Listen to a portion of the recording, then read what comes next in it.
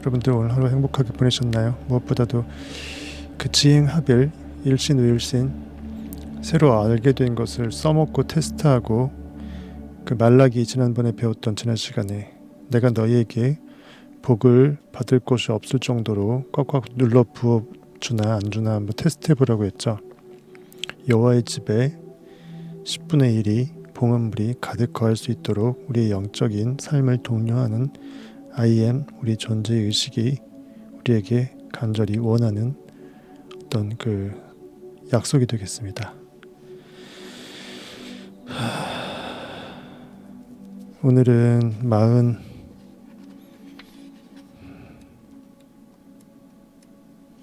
44번째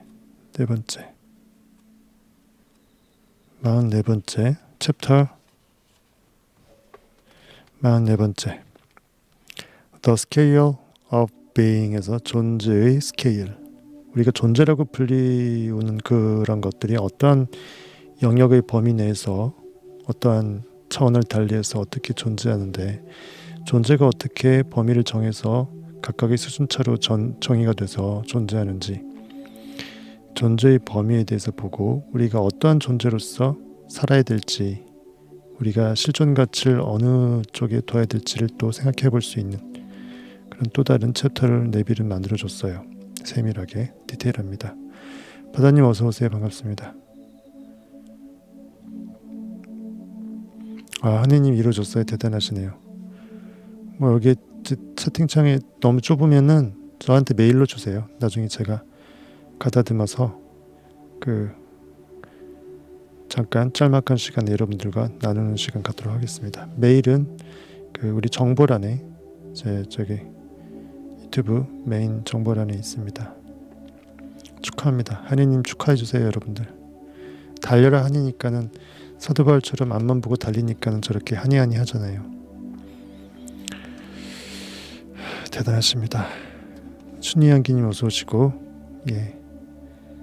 아니요. 크든 작든 이것이 된다라는 것을 겪었다는 것 자체가 중요하고요. 하나님 앞에서는 크고 작음이 없어요. 하나님은 전능하시기 때문에 작은 것은 빨리 이루어지고 큰 것은 늦게 이루어지고 그런 개념 자체가 없어요. 우리의 믿음 차이만 제대로만 문제 없으면 됩니다. 오늘은 배가 부릅니다. 10명이 넘었어요. 10명이 넘는 기적이 일어나서 시작을 10명과 더불어서 하게 됐습니다. 오늘도 재미있는 시간 나눠봅시다.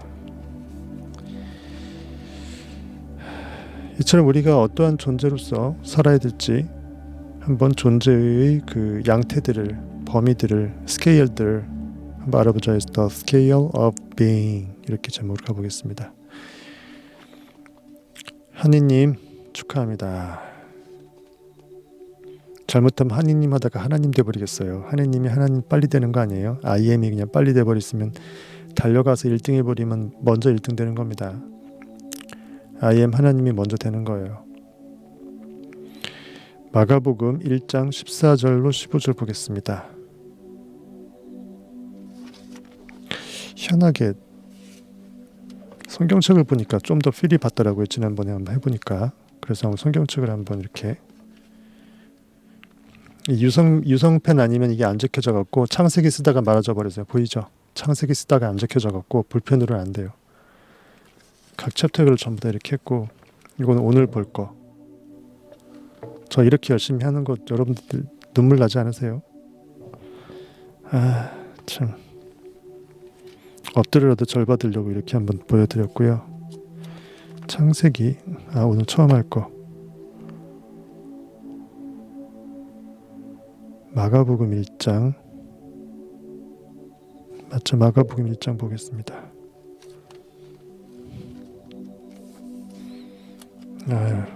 어색해요. 이것도 처음 해봐갖고 이런 거를.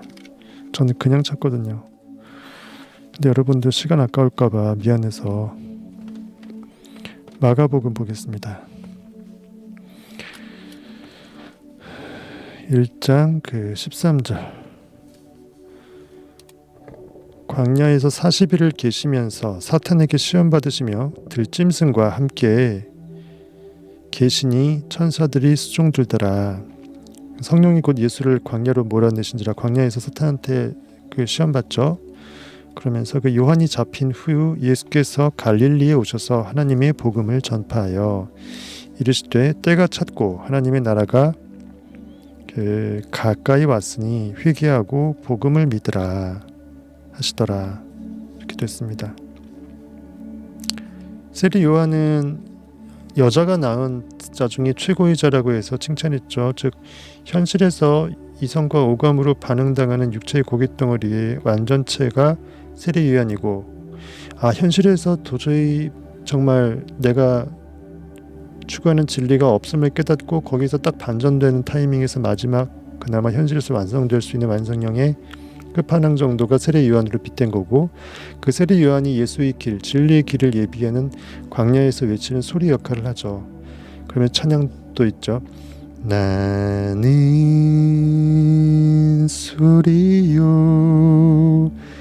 빈들에서 외치는 소리요. 주의 길을 예비하라고 이렇게 외치는 소리를 하게 하니까 바로 예수께서 지금 등장하죠. 이 타이밍은 여러분들 각자 육체 안에 있는 잠자고 있는 I am 성자 하나님 예수께서 영적으로 깨어나서 여러분들의 주체가 되어서 여러분들이 영으로 깨어날 때를 말하는 겁니다. 그때 이렇게 이르시되 때가 찼고 하나님의 나라가 가까이 왔으니, 때가 찼다. 지금, 항상 지금을 말한다 그랬죠. 때가 차서 나로부터 영이 나 대신 살아주는 상태, 진정한 참 나가 그 영임을, 예수임을 내가 깨닫게 되는 상태가 때가 찼다. 현재, 지금, 바로 지금, 영혼과 접속된, 4차원 영혼과 접속된 바로 지금. 그리고 하나님의 나라가 가까이 왔다. 하나님의 나라는 내가 영으로 존재할 때의 그 나라였죠. 같은 말입니다. 예수의 영으로, 내가 영으로 영존하는 I am, 존재의식으로 존재함을 깨닫게 될 때, 내가 영으로 누리하게 될 때, 내가 영으로 현실에서 바른 땅에 딛고 있지만 내 마음의 시선만은 내가 이미 이룬 상태를 딛고 정상 정복을 이미 하고 포효하고 있는 그 상태, 그것이 바로 때가 찬 상태고, 바로 지금 영혼과 접속된 영혼의 진리 세계이고, 하나님의 나라가 이미 나에게 임한 내가 I am으로 존재하는 그때겠습니다. 그러니까 뭐하라? 회개하라. 돌이키라. 지금이 기회이다. 여호와를 만날 만한 때는 바로 지금이라. 너희든 나를 만날 만한 때에 찾으라. 가까이 있을 때 찾으라. 이런 말도 있죠. 회개하라. 돌이킬 회 고칠게. 막 죄를 뒤집어 쓰고 막 엉엉 울고 그게 회개가 아닙니다. 내가 이거 아니구나라고 해서 순간 돌이키면 그게 바로 회개고요. 현실에 반응당하는 것을 멈추는 거가 회개고요. 영적으로 액팅하는 것을 시작하는 것이 회개입니다. 그리고 복음을 믿으라. Gospel, Good News. 하나님이 나에게 전능자로서 나 자체가 되어주셨다. 내가 그 힘으로 무엇이든지 현실에 구애받지 않고 영존자, 영혼의 세계의 현존자 자격으로 이 현실에서 갇히지 않고 구속되지 않고 자유할 수 있다. 진리를 알지니 진리가 나로 자유케 했다. 그런 때라고 볼 수 있겠죠. 그래서 때가 찼고 하나님의 나라가 가까이 왔으니 회개하고 복음을 믿으라 라고 하시더라. 예수께서 하신 말씀입니다. 내 안에 있는 예수가 내 걷자한테 속삭이면서 이제 너의 삶은 내가 대신 책임질게. 너는 조금 빠지고 너는 나로서 살고 육체적인 반응 그건 이제 멈추고 영원히 너는 영원의 세계, 진리 세계에 거하는 진정한 너로 사는 거야. 이렇게 약속을 하는 시점이죠. 이렇게 보시면 되겠고, 그 다음에 네빌이 또 알려주는 게 이겁니다. 그리고 그 때가 찼고 때가 참에 또 하나님의 왕국이 가까이 왔도다. 이것은 우리가 하나님은 영이시니 예배하는 자가 영과 진리로 예배할지니라. 삶은 사는 자가 형식과 외식과 현실에서의 그 물질적인 반응으로서 영적 예배를 드릴 것이 아니라 내가 창조의 영으로 창조 활동을 하는 영적 예배를 드릴지니라. 이 찬양도 있죠. 때가 참에 아버지께 어떻게 한다고요? 신령과 진정으로 예배 드리네. 이런 찬양이 있는데 때가 찰 때 예수의 영이 나한테 깨어나서 영과 진리로 삶을 살 줄 아는 영적 예배로서 삶을 승화시킬 수 있을 때가 온다라는 건데 이게 이사야 55장 6절하고도 연결이 되더라고요. 순간 제가 그런 그 느낌이 팍 와서 이사야를 한번 찾아봤습니다. 이사야 55장 6절.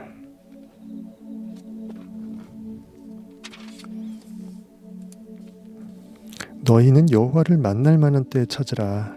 가까이 계실 때에 그를 부르라. 이것도 바로 지금이죠. 영혼과 접속한 사람이 언제나 유일하게 설 수 있는 바로 지금 찰나, 지금 이 순간 나의 실체를 찾으라는 겁니다.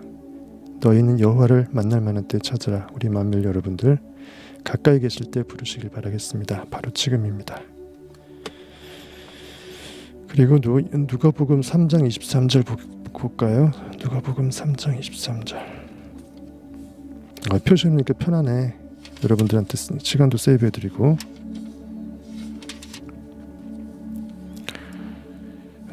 이것도 마찬가지입니다. 예수께서 세례요한한테 그 물려 세례를 받으셨잖아요. 공생이 시작하기 전에 백성이 다 세례를 받을새 예수도 세례를 받으시고 기도하실 때 하늘이 열리며 성령이 비둘기같이 이 형체로 그의 위에 강림하시더니 하늘로부터 소리가 나기를 너는 내 사랑하는 아들이라 내가 너를 기뻐하노라. 영적 I am 동체이고 성부이신 하나님으로부터 성자인 아들 하나님 예수 그리스도께서 이렇게 정말 사랑스러운 이런 메시지를 받은 것입니다. 그러면서 예수께서 가르치심을 시작하실 때 30세쯤 되시니라. 사람들이 아는 대로는 요셉의 아들이니 요셉은 목동이었죠. 목수였죠. 목수. 어쨌든 그렇게 해서 네빌이 이렇게 이런 성경 구조를 왜 이렇게 하는지를 한번 보겠습니다. 즉 영으로 태어나는 그 진리의 눈이 깨어나는 그 시점에서 존재 자체가 3차원에서 4차원으로 존재의 실체가 훨씬 더 바뀌죠. 즉 결과의 세계에서 원인의 세계로 의식이 넘어가서 자신의 실존이 보여지는 고깃덩어리 결과가 아니라 그 원인인 영혼의 세계에서 영존재로서 영으로 존재한다. 영과 진리를 예비하는 I am으로 존재한다. 예수 그리스도로 삶이 완벽하게 깨어난다. 이런 것들을 아마 메시지하기 위해서 둔 것 같아요. 이유도 없어 그냥 성경 말씀만 떨어 해놨어요. 그 다음에 창세기 좀 중요한 말씀입니다. 오늘 본문하고 오늘 배울 거하고 창세기 28장 12절 13절 보겠습니다. 창세기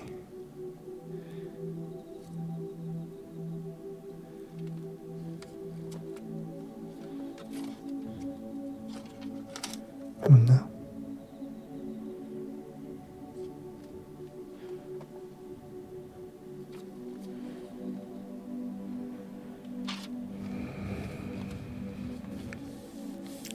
항상 성경 통독하면 창세기만 읽다 끝나버리죠. 창세기 좀 읽다가 포기하고 그러죠. 출애굽 레위기 하다가 잠 오고 그냥 끝나버리잖아요. 창세기만 이렇게 많이 보고. 그래도 여러분 창세기는 좀 강하잖아요. 교회 다니시는 분들 보십시다.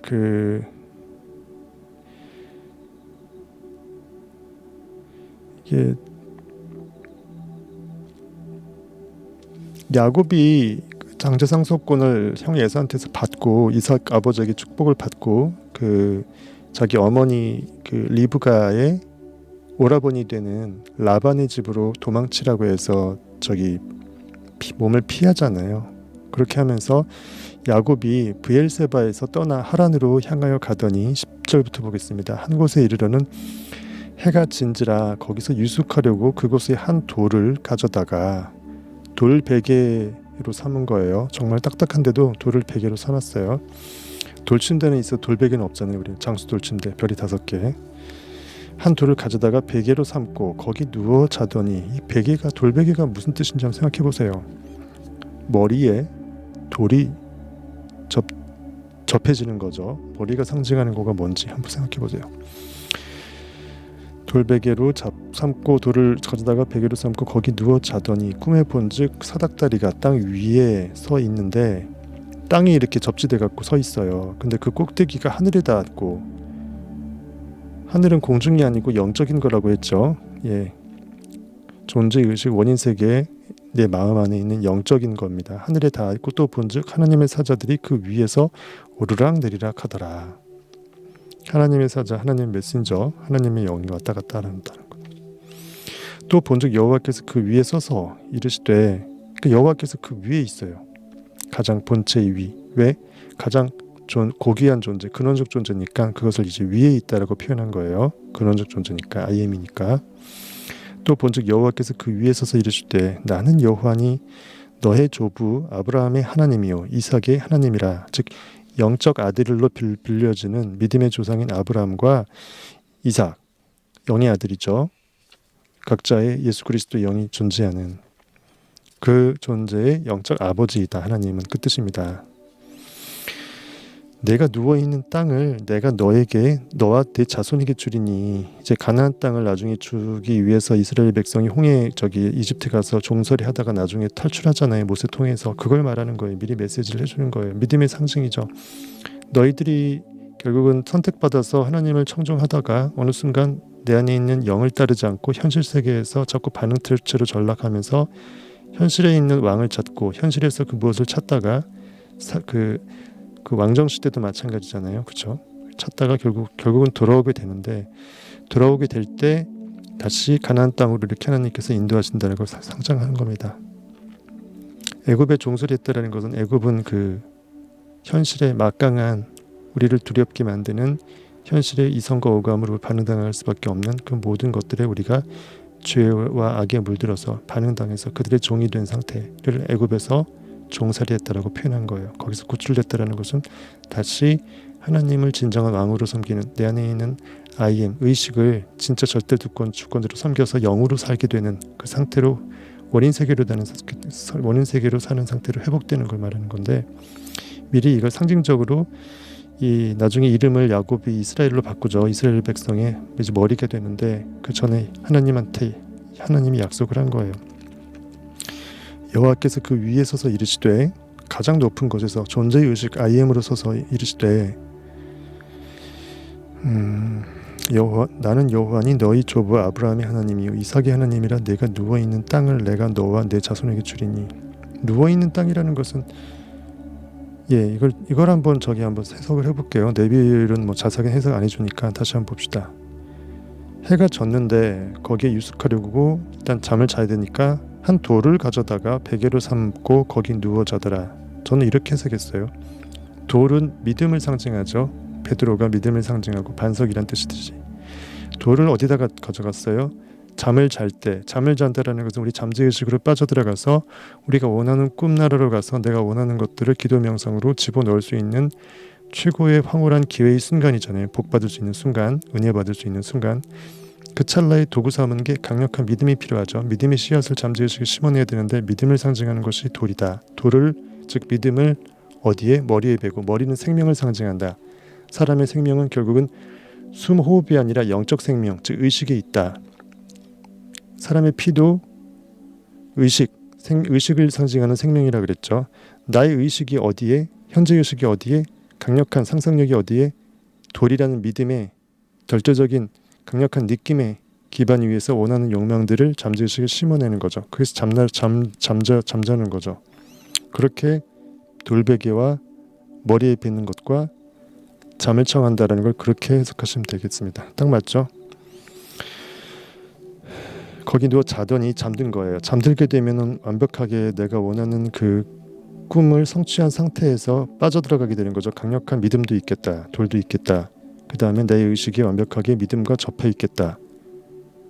그러면 끝나는 겁니다. 자더니 그 꿈에서 보니까 사닥다리가 땅 위에 섰다라는 것은 땅으로부터 시작해서 공중에 떠 있는 게 아니라 땅으로부터 시작해서 저 위 IM까지 하나님의 근원지까지 연결됐다라는 것은 내가 현실에 발을 딛고 있는 상태하고 사다리가 내 가장 근원인 IM 하나님의 의식의 상태, 가장 원인 중의 원인인 상태하고 그들의 일체가 돼서 연결이 되어 있는 상태.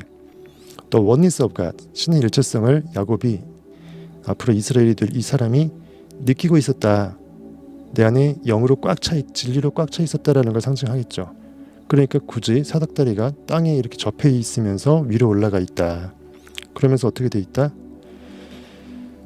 하늘에 닿았는데 선한 하나님의 사자들, 하나님의 사자라는 것은 하나님의 그 전달자예요. 즉 빛의 전달자, 빛의 사자, 즉 빛의 메신저, 하나님이 존재 의식의 메신저예요. 즉 의식이 저 위에서 쏘아지는 거예요. 하나님 존재 의식 근원으로부터 모든 것들을 담아낼 수 있는 무한대의 절대집합 U에서 가장 초근원 IM이 맨 위에 존재하고 가장 상위층이 존재하고 거기서 의식이 쏟아지는 거예요. 여러 가지 욕망의 메시지라든지 우리가 바랄 어떤 그런 것들, 가치 있는 것들이라든지 어쨌든 영적으로 우리가 바람직한 그 모든 것들이 전부 쏟아지는 거예요. 하나님의 뜻이라든지 뜻이 하늘에서 이룬 것 같이 땅에서 이루어지니까 그런 것들이 이제 의식이 쭉 고양돼 갖고 IM 하나님한테 딱 접해 있다가 하나님의 그 뜨거운 의식의 에너지에 의해서 다시 딱 사져 갖고 밑으로 내려와 땅에 내려와. 그러면 IM 대 돼버리면 나는 이미 꿈을 이룬 대 상태를 황홀하게 추구할 수 있죠.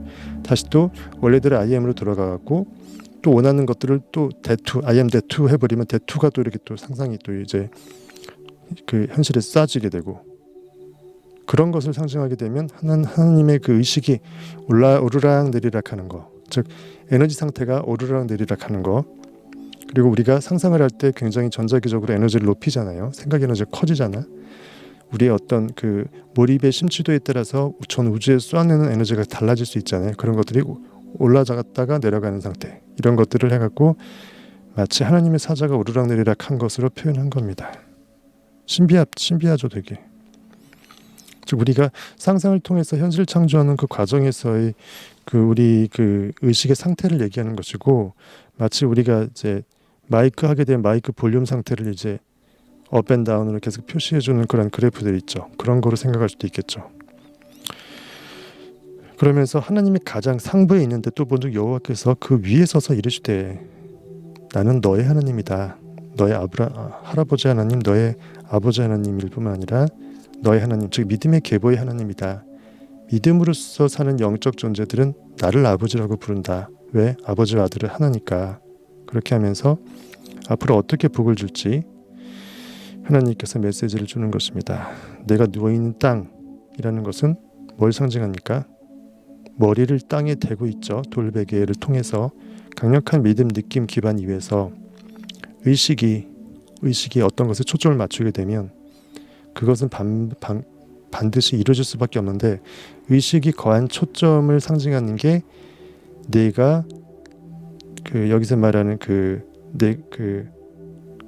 내가 누워 있는 땅, 내가 돌베개에 베고 접지한 그 곳 장소로 비유한 거예요. 의식이 거한 장소가 여기라는 걸 상징한 겁니다. 그렇죠? 그런 의미에서 야곱이 꿈꿨던 의식의 포지션, 그것을 이렇게 상징한다고 보시면 되겠습니다. 실제 그 땅이 중요한 게 아니라 흙이 중요한 게 아니라 그렇다라는 거예요. 이렇게 해서 보시면 될 것 같고, 그래서 이 오르락내리락의 그 메시지 때문에 일부러 오늘 더 보게 한 거예요. 저기 네빌보다 내가. 그래서 제가 설명을 드렸습니다. 그래서 본론 이제 들어갑니다. 이제 야곱이 꿈속에서 밤에 환영 속에서 깊은 잠에 빠져 그의 내부의 눈이 열렸을 때 세상은 이처럼 상승하고 하강하는 의식의 연속체로 보였습니다. 즉 하나님 IM 의식이 하나님의 사자 메시지를 통해서 사닥다리를 타고 밑으로 내려왔다가 올라갔다가 하고 이런 의식의 상승하고 하강하는 의식의 연속 상태를 그대로 빗댄 겁니다. 야곱이 꿈꿀 때 꿈속에서 원하는 것들을 계속 업앤다운 하면서 성취해서 황홀하게 이뤄내고 안식하고 또 현실에 또 투사되고 이런 것들을 계속 왔다 갔다 하는 거죠. 그리고 의식은 에너지고 에너지는 파동이기 때문에 당연히 업앤다운이 있을 수밖에 없고요. 진폭이라는 게 있을 수밖에 없으니까 그렇게 볼 수도 있겠고, 이것은 세상의 신비에 대한 가장 심오한 통찰이라고 네빌은 굉장히 중요한 메시지로 봅니다. 이 구절을.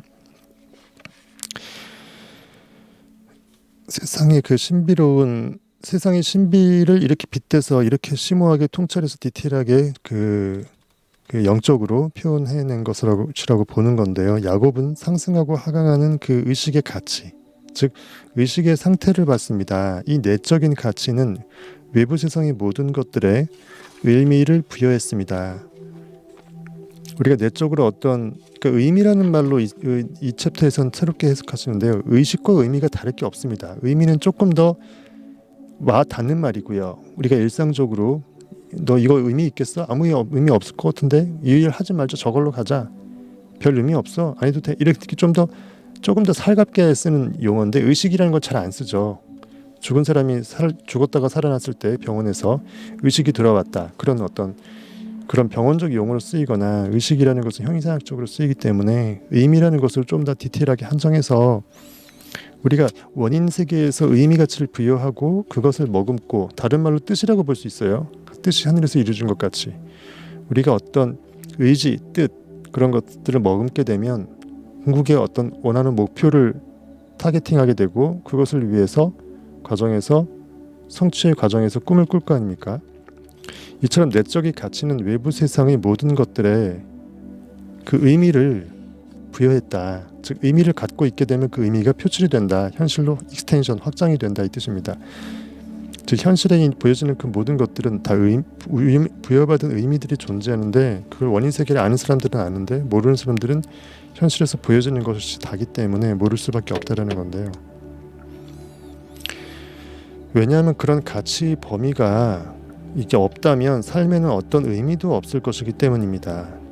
가치도 여러 가지 좀 정말 고귀한 게 있고 좀 적당하게 괜찮은 게 있고 그저 그런 게 있고 진짜 저렴한 게 있다라는 건데요. 이처럼 높은 가치, 조금 더 숭고한 의미, 우리 인간이 조금 태어나서 자신의 실제 가치를 조금 더 위대성을 발견하고 죽게 되면 더 의미가 있잖아요. 네빌처럼 완벽하게 I am을 확실히 겪고 나로 하나님임을 느끼고 죽으면 제일 좋은데 인간은 매 순간 의미의 무한한 범위 위에 서 있다라고 네빌은 얘기합니다. 무한한 의미의 범위 레인지가 있는데 내가 어떤 의미로 존재할지는 선택할 수 있는 자유지가 있다는 거죠.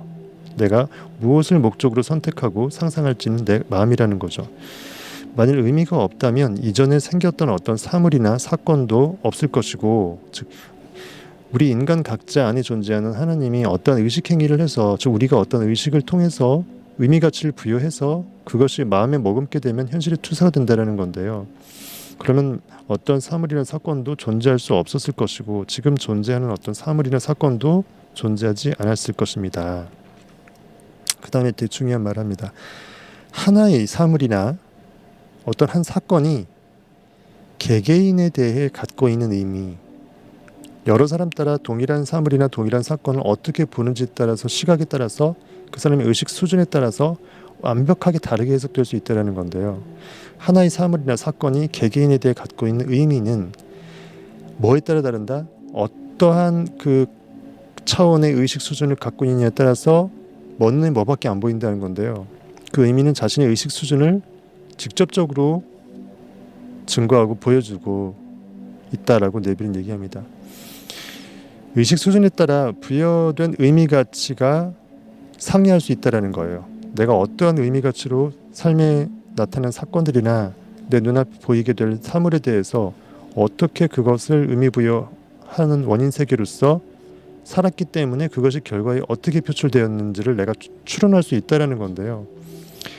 네빌은 그 어려우니까 예를 듭니다. 책을 예로 들어보겠습니다 하고 하네요. 책, 여러분들이 이제 요새 전자책도 많이 보지만 전통적인 이런 책들 종이 어떤 의식 수준에서는 그것이 공간 속에 존재하는 하나의 물체로 보입니다.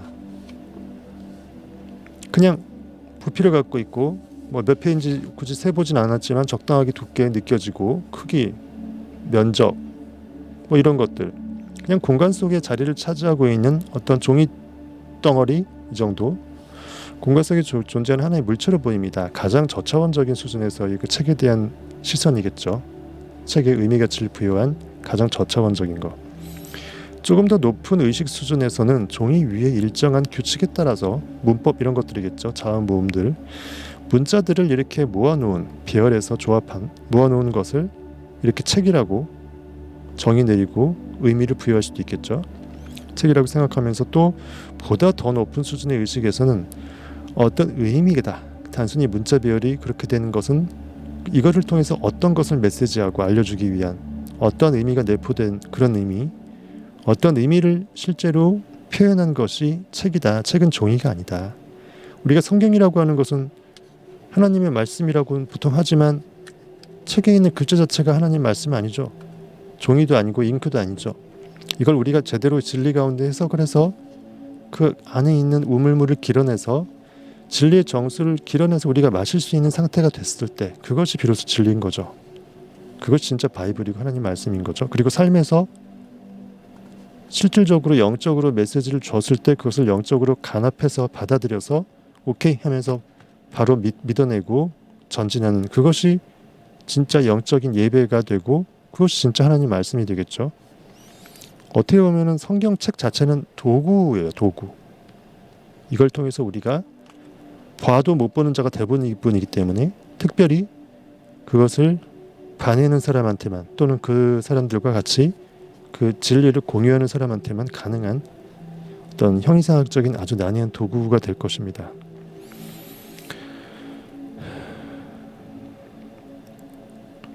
첫 번째 하나는 그냥 부필 공간을 차지하고 있는 물건, 두 번째는 적당하게 자음모음들이 글자들이 배열된 그 무엇, 세 번째는 그 의미를 포함하고 있는 그것, 이렇게 세 가지로 볼 수 있다는 거예요. 이처럼 의미라는 것은 문자의 배열을 결정했고 먼저 의미가 정해져야 되잖아요. 내가 어떤 생각을 할 때 이 생각을 표현하기 위해서 글자를 찾고 자음모음을 찾잖아요. 그러니까 의미라는 것은 문자의 배열을 결정할 수밖에 없다. 그리고 문자의 배열은 결국 자기의 미션이 뭐예요? 그 의미를 전달하고자 함이죠. 의미를 머금고자 하기 위해서 이 문자가 배열된 거고 그러기 위해서 이렇게 비유나 상징이나 이런 것들이 쓰인 거죠. 문자의 배열은 오직 의미를 나타내기 위함이다. 의미는 눈에 보이지 않지만 문자의 배열이라는 눈에 보이는 수준 그 너머 그것을 초월하여 분명히 존재하죠. 왜? 우리가 인식하니까 분명히 존재하는 겁니다. 만약 외부에 나타내고자 하는 어떤 의미, 현실에 투영시키고자 하는 궁극의 어떤 목적, 어떤 내면의 어떤 진짜 의미 가치가 별로 없었다면, 아예 없었다면 굳이 우리가 인생에서 상상을 쓸 필요가 있을까요? 숨쉬고 고기로 사는 거하고 차이가 없죠. 똑같습니다. 그 출판사나 저자가 내가 전달하고자 하는 그 뜻, 그것이 아주 고매하던 아니면 조금 저작거리에서 희희낙낙거리는 그냥 평범한 수준이던 어쨌든 간에 자신의 의도나 의미가 있었다라는 거죠. 가치 부여가 돼 있는 그 의미를 전달하기 위해서 종이도 필요하고 잉크도 필요하고 그 다음에 활자 배열도 필요한 거라는 겁니다. 만약 외부에 나타내고자 하는 의미가 없다면 책은 결코 쓰여질 수도 없고 출판될 수도 없다라는 건데요. 이렇게 비유를 든 거예요, 네빌이. 그러면서 여기 의미가 없다면은 다른 말로 하게 되면 의식이 없다면 I am 존재의 의식 우리가 의식으로 존재할 수 없다면 당연히 그 무엇도 원인 세계에서 만들어낼 수가 없고 뜻한 바를 정의 내릴 수도 없고 당연히 현실에 투영될 어떤 그 외부의 결과도 없다라는 거죠. 그래서 as within so without 내부에서와 같이 외부에서도 그리고 뜻이 하늘에서 이룬 것 같이 땅에서 이루어지이다. 그리고 이 책이라는 것은 또 인생의 책하고도 비교되죠. 지난번에 그 요한계시록 두루마리 얘기할 때도 두루마리로 예전에는 책이 써져 있었지만 두루마리가 상징하는 것은 표면적인 책, 더 나아가서 우리 인생의 책이라 그랬죠. 인생에서 겪게 될 나의 어떤 그 영적인 그 파노라마들, 우리가 머금어서 도전해서 구원받았던 그 모든 히스토리들, 그런 것들을 포함하겠죠. 삶이나 현실이나 인생 이런 것들도 결국은 하나의 책, 드라마가 써져 있는 책이라고 볼 수 있겠습니다. 인생책. 그리고 이런 것들이 어떤 의도도 없었다면 책이 출판될 수도 없다 그랬으니까 우리 인생이 만일 어떤 의미도 없이 고깃덩어리로 살다 죽으면 꿈이나 어떤 이상도 없고 내가 왜 태어났는지 생각도 한번 안 해보고 그냥 남들처럼 돈 버니까 직장 다니니까 그 다음에 은퇴했으면 뭐 해야 되니까 이거 해갖고 아무 생각 없이 그냥 살다 죽으면 어떤 의미도 내가 스스로 적극적으로 부여한 거 없이 내 인생의 책이 백도화진 거예요. 오히려 잡동사니면서 적혀있고 내 의지로 쓴 건 아무것도 없어. 이런 경우는 내가 의도해서 쓴 내 인생책의 기록이 없는 거니까 이 사람은 뭡니까? 우리 어렸을 때 초등학교 때 저 때는 뭐 국민학기라고 얘기했지만 무제공책 같은 거 있죠. 아무것도 안 써져 있는 그냥 공책. 제목도 없고 그냥 무제공책 그 상태로서 태어나서 그냥 그 상태로 죽는 거예요. 그래서 저는 무제공책이 갑자기 생각이 나더라고요. 이 메시지 보고. 어쨌든 가겠습니다. 그래서 그리고 보라 주께서 그 위에 서 계시더라라고 아까 돼 있죠. 그 사닥다리로 왔다 갔다 하나님의 사자들이 왔다 갔다 하면서 그 맨 위에 하나님이 그 IM으로서 가장 끝 그 상위 그 하늘에 존재한다 그랬었죠. 여기서 말하는 그 주 하나님은 창조자 IM을 말하죠. 여러분 이제 너무나 잘 알겠죠. 나는 존재한다 IM, 그 존재의 의식이 가장 고차원적인 거다. 그거보다 더 고차원적인 건 없죠. 그럼 나는 존재하지 않는 거로 가는 건데, 존재하지 않으면은 가장 이미 저차원이 돼버리는 거니까 IM이 가장 고차원적으로 나를 스스로 존재시키는 거예요.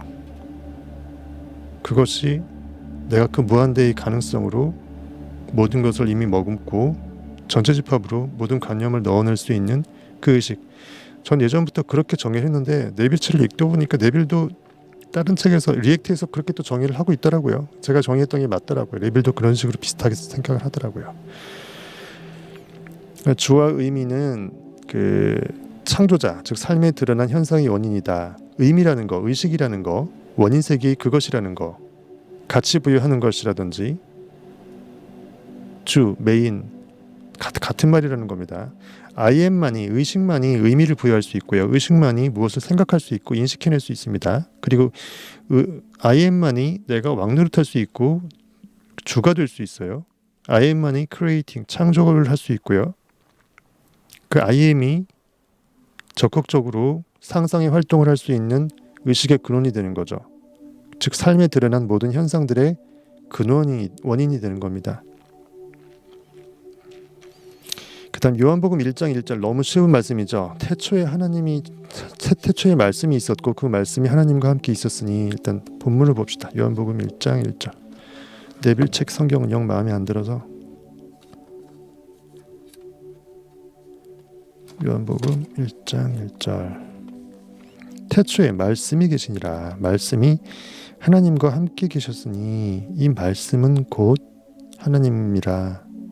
그가 태초에 하나님과 함께 계셨고 만물이 그로 말미암아 지은 바 되었으니 지은 것이 즉 지어진 것이 하나도 그가 없이는 된 것이 없느니라. 그 안에 생명이 있었으니 이 생명은 사람들의 빛이라. 인간 안에 존재하는 I am, 크라이스트가 절대 진리 빛이잖아요. 의식은 곧 빛 에너지거든요. 생각 에너지는 빛이거든요. 세상 모든 만물은 양자, 빛으로 돼 있죠. 빛의 파동을 전부 다 끼고 있고 그 어떤 것도 진동하지 않는 주파수를 갖고 있지 않은 것이 없습니다. 딱딱한 고체라 할지라도. 빛이 어둠에 비추되 어둠이 깨닫지 못하더라. 어둠 가운데 빛이 비췄으면 어둠의 공간은 더 이상 어둠이 아니고 어둠은 사라지는 듯 하면서 원래 없었던 것처럼 빛으로서 자리매김하죠. 그거죠. 그렇게 하게 되면 빛이 어둠을 비추되 어둠이 깨닫지 못하더라. 굉장히 이것도 의미심장합니다. 무슨 뜻일까요? 5절까지 한번 해석을 해봅시다. 태초에 말씀이 계시니라. 태초는 그 지금 이 순간 언제나 영원의 세계에 접속된 지금 실시간으로 인간 세상에 현실을 창조하고 있는 우리 인간 각자 안에 존재하는 I am, 하나님. 온 우주가 태동되고 창조되기 직전에 그 찰나의 태초도 태초지만 대부분의 태초는 지금 이 순간으로서 의미가 더 있겠죠. 말씀이 계시니라. 말씀은 하나님이 우리에게 주는 선물, 욕망, 소망, 아니면 로고스에서 예수 그리스도를 뜻하기도 합니다. 아들 하나님을 통해서 상상력을 통해서 무엇을 상상해내게끔 파송시키는 거니까. 태초에 말씀이 계시니라. 이 말씀이 하나님과 함께 계셨으니 로고스 예수 그리스도가, 그리고 욕망이, 의식이 머금은 그 욕망은 욕망 이퀄 의식이기 때문에 관념 이퀄 의식이죠. 의식이 IM돼 돼버리면 대시라는 관념을 의식이 머금는 순간 대은 의식이라는 전체 집합 안에 들어가 있을 수밖에 없고, 또 그 대 안에 의식이 자리하지 않고서는 우리가 그것은 관념으로 인식된 거가 아닌 거가 되죠. 즉 그래서 하나님이 내 안에, 내가 하나님 안에, 예수가 하나님 안에, 하나님 안에 예수가 그대로 있는 거 똑같습니다. 태초에 말씀이 계시니라. 말씀이 하나님과 함께 계셨으니 이 말씀은 곧 하나님 그 자체이니라. 의식이 주체이기도 하고 주어 역할을 하면서도 어떤 대상 목적 관념을 의식하는 순간, 인식하는 순간 그 의식 대상으로서 의식 대상으로서 존재하는 거죠. 목적으로서 존재하는 거죠. 제가 항상 말했던 겁니다. 이게 그 말씀입니다. 그 말씀은 곧 하나님이시라. 모든 것을 의식할 수 있는 인식의 권능 자체 I am 존재의 의식이 무엇을 의식할 때 의식의 대상인 의식 덩어리, 의식의 대상적 의식, 그 목적어적 의식은 당연히 주체적 의식, 의식의 주체와 합일체가 될 수밖에 없어요. 되게 재밌는 형이상학적인 말입니다. 그가 태초에 하나님과 함께 계셨고 만물이 그로 말미암아 지은 바 되었다. 그러니까 하나님은 전체 집합으로서 딱 병풍처럼 있고 거기서 그 상상력이 투입돼 갖고 관념을 머금어내서 그것이 만물을 태동시킨다. 의식이 쏴진다라는 걸 그렇게 표현한 거예요. 그러니까 쏴주고 나면 의식이 없어져 버리면 아무것도 없어지면 안 되잖아요. 맹탕돼 버리면 안 되잖아요. 그래서 의식은 딱 병풍처럼 있고 거기서 상상력을 쏴준다. 의식이 아들의식을 쏴준다. 이런 식으로 빛을 쏴준다.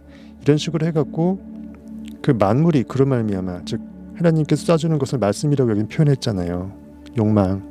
그렇죠? 뭐든지 욕망부터 시작하잖아요. 바래야 그 다음 뭔가 있을 거 아니에요. 다 같은 말입니다. 이제 이해하시겠죠? 너무 많이 해서. 그러니까 만물이 당연히 상상력으로 말미암아 쏘아진 의식으로 말미암아 그리고 쏘아진 욕망으로 말미암아 욕망이 결국 알파로 시작이 돼서 현실에서 오메가로 완벽하게 그 투영되면 완벽하게 끝내졌습니까? 의식의 문을 통해서 현실이 창조되는 거지 않습니까? 그래서 만물이 그로 말미암아 지은 바 되었고 지은 것이 하나도 그가 없이는 그냥 된 것이 없다. 모든 결과는 원인 세계에서 필연적으로 그려진 것이다. 그 안에 생명이 있었으니 이 생명은 사람들의 빛이라. 그 의식 안에 상상력 안에 투영된 욕망의 씨앗 안에 믿어낸 그 느낌의 그 상상력 안에 관념 안에는 당연히 의식의 빛에 그대로 들어가서 생동감 있게 살 수 있겠죠. 당연히 그 안에 당연히 의식이라는 빛의 생명이 있는 거고요. 이 생명은 사람들의 빛이라. 사람들이 머금고 있는 육체적인 호흡뿐만 아니라 영적인 그 호흡 자체가 빛 덩어리라는 거죠. 그 다음 5절이 재밌습니다. 빛이 어둠에 빛이 돼. 어둠이 있다고 쳐요. 빛이 있다고 쳐요. 근데 이제 따로따로 상징한 거예요. 빛이 어둠과 같이 있게 되면 어둠은 더 이상 어둠이 아닌 거로 보이니까 어둠 따로 있고 빛 따로 있다고 보는 거예요. 근데 빛이 어둠에 빛이 돼. 어둠이 깨닫지 못하더라. 어둠이 빛을 깨닫지 못한다. 이건 무슨 말일까요? 어둠 가운데 빛이 함께하는 순간 빛은 자기를 숨기지 못하죠.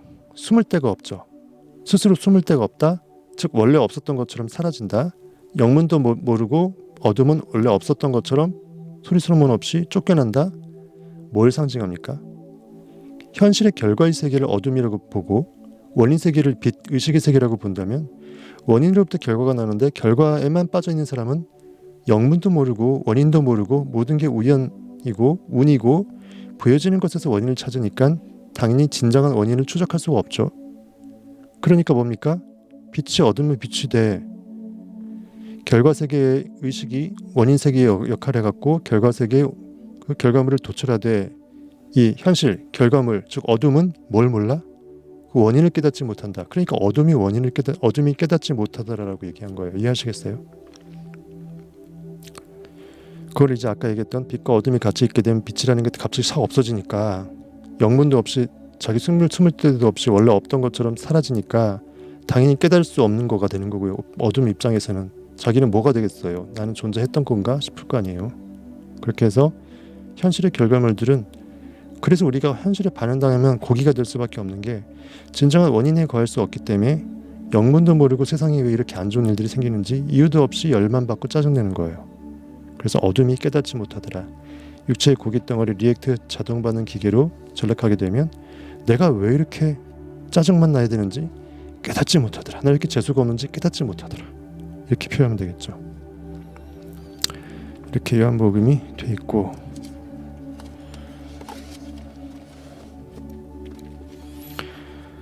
데빌은 간단하게 태초에 말씀이 있었고 예수 그리스도 로고스의 욕망, 의지, 뜻, 의미 또 하나님이 우리에게 주시고자 하는 메시지 뭐 이런 것들이겠죠. 그 말씀이 하나님과 함께 있었다. 동체다. 함께라는 말은 성경에서 무조건 그 자체라고 보면 됩니다. 그 말씀은 하나님이었더라. 요한복음 1장 1절 태초에 의미가 있었습니다. 네빌이 얘기합니다.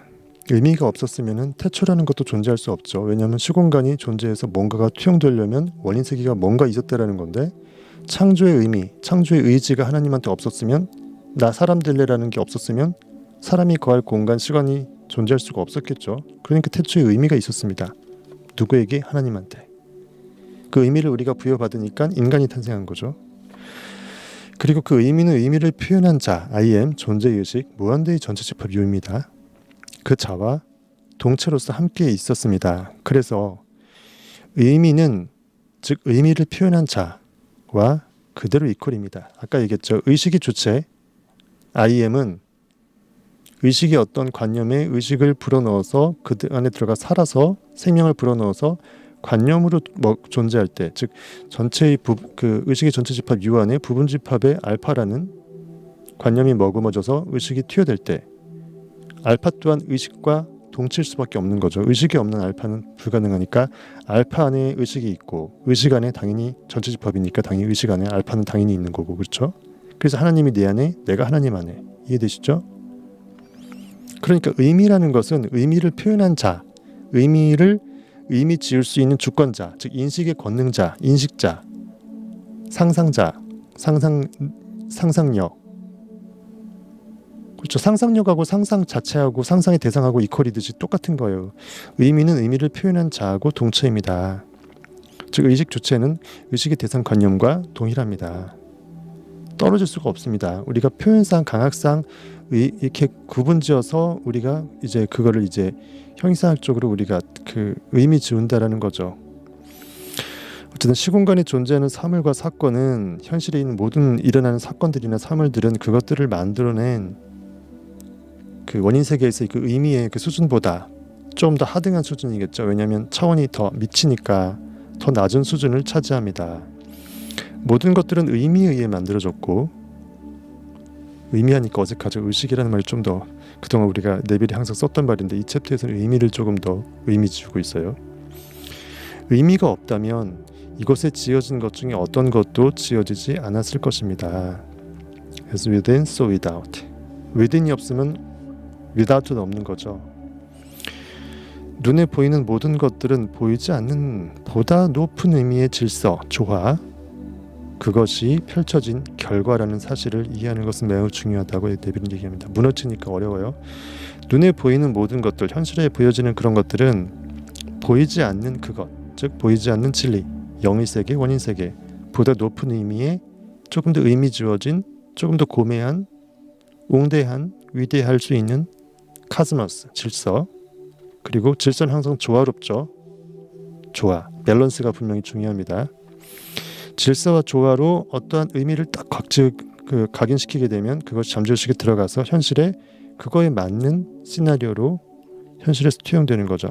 펼쳐진 결과는 그 원인 세계에서의 그 보다 의미 있는 그것을 원인으로 한다.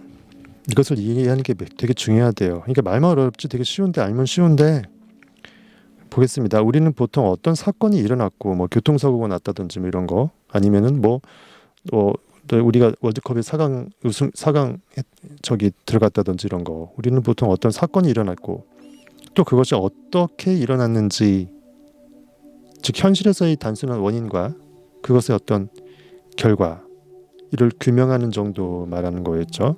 라는 이런 낮은 의식의 한계를 갖고 이렇게 살다 보죠. 대부분 살다 보니까 왜 내게 이런 일이 일어났는가 라는 높은 의미의 수준을, 이 얄팍한 표면적인 현실에서의 결과물 갖고 추론할 수밖에 없다라는 거예요. 그러니까 이해가 안 되고 열받고 운명 얘기하고 운 없다 얘기하고 재수 없다고 얘기하는 거예요. 왜 이런 일이 일어났는가? 진정한 원인이 원인 세계에 있는데, 원인 세계가 어떻기 때문에, 내 마음 상태가, 내 자아관념이 어땠기 때문에 일이 일어났다고 통찰자들은 추적을 할 수 있기 때문에 내 원인 세계를 뜯어고칠 생각을 하죠. 아, 이러면 안 되겠구나. 나도 모르게 이런 생각했겠구나. 이렇게 할 수 있어야 되는데 현실에 그냥 반응당하게 되면, 특히 머리 좋은 사람일수록 내가 이렇게 이런 일을 당하게 되는 것에 대해서 꼭 이유를 따져야 직성이 풀리죠. 머리 좋은 사람들이 맹점입니다. 그렇기 때문에 자기의 무덤을 계속 파요. 그걸 정당화시키기 위해서 내가 열받은 이유를 또 설명해야 되고, 내가 반드시 열받게 한 네가 잘못이다, 이 상황이 잘못이다라고 계속 파헤쳐야 돼요. 선악과를 먹으니까 이렇게 되는 겁니다. 에덴 동산에 쫓겨나요.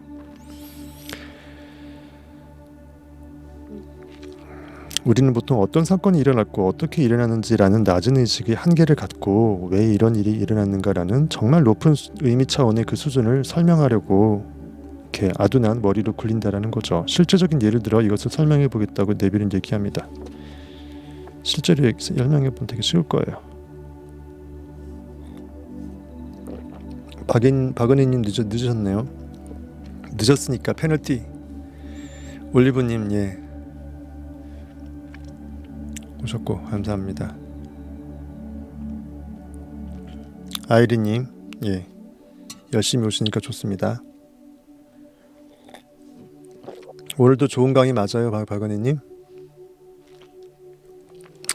이렇게 형이상학적인 것들을 제가 뭐 어떻게 칠판이라도 써놓고 하면 여러분 훨씬 편할 텐데, 그냥 제 말로 그냥 하려니까 여러분들도 피곤하고, 그런데도 불구하고 여러분들이 들어주시는 게 신기한 거예요. 여러분들 똑똑한 겁니다. 머리 나쁘면 솔직히 아예 포기해요. 여기 참석하시는 분들이 다 똑똑한 거예요. 이제 영적으로만 똑똑해지면 돼요. 육적으로는 충분히, 이성적으로는 똑똑한 거예요. 충분히. 실제로 네빌은 예를 들어서 표현하는데요. 이렇게 얘기합니다. 우리는 거의 무슨 일이 일어나는지에 관한 의식 수준, 단순히 그냥 어떤 사건이 뉴스에서 계속 빵빵 터지고 발발되고 뭐 누가 어떤 나쁜 생각을 하고 뭐 이런 일이 벌어지는 것에 대해서 그냥 그렇구나, 그냥 신문과 뉴스나 매스미디어나 그 모든 것들이 결국 아주 저차원 수준에서의 그 의식 활동을 우리가 할 수밖에 없게끔 만드는, 쇠뇌시키는 그거거든요. 더군다나 좋은 생각도 아니고 나쁜 생각들로 또 이렇게 점철되면서 우리는 거의 이처럼 무슨 일이 그냥 일어났는지라는 그런 것들, 막 수집, 무슨 사실 팩트 수집가도 아니고 우리가, 그렇죠? 연예인들의 가십거리처럼, 그렇죠? 이런 아주 저급한 의식 수준에서 살고 있습니다. 이건 제가 표현한 겁니다. 제가 왜 극단적으로 표현하냐면, 그래 여러분들이 이 차이를 크게 생각할 거 아니에요. 정신 차릴 수 있잖아. 아주 표면적 의식 수준에서 우리는 살고 있는데도 불구하고 이런 사실 덩어리들을 뉴스를 통해서 스크랩하고 모으고 내가 남들보다 조금 더 빠른 소식을 알고 있다고 해서 뻑이죠. 그게 뻑일 게 아니에요. 그 셀리 데이비드 소로도 그랬잖아요. 월든이라는 책에서 필요 없는 가십들을 왜 알려 그러냐. 그거 더 많이 빨리 한다고 뭐가 달라지냐. 자기가 추구해야 될 영적 가치나 자기가 꿈꿔야 될 꿈에 더 집중하라. 자기를 더 신경 쓰라는 거죠. 왜 남일에 그렇게 난리냐는 거죠. 바꿔 말해보면 어떤 장소에서 사고가 났다면, 교통사고입니다. 단지 차 한 대가 다른 차와 이렇게 충돌해서 사고가 일어났다. 그냥 보여지는 그 인과관계는 생각을 합니다. 몇몇은 조금 더 수준 높은 어떻게 그 사고가 일어나는지의 그 조금 더 보여지는 것, 그것 중에서 조금 더 원인이라고 할 수 있는 것들을 인과관계로 추론해 보는 거예요.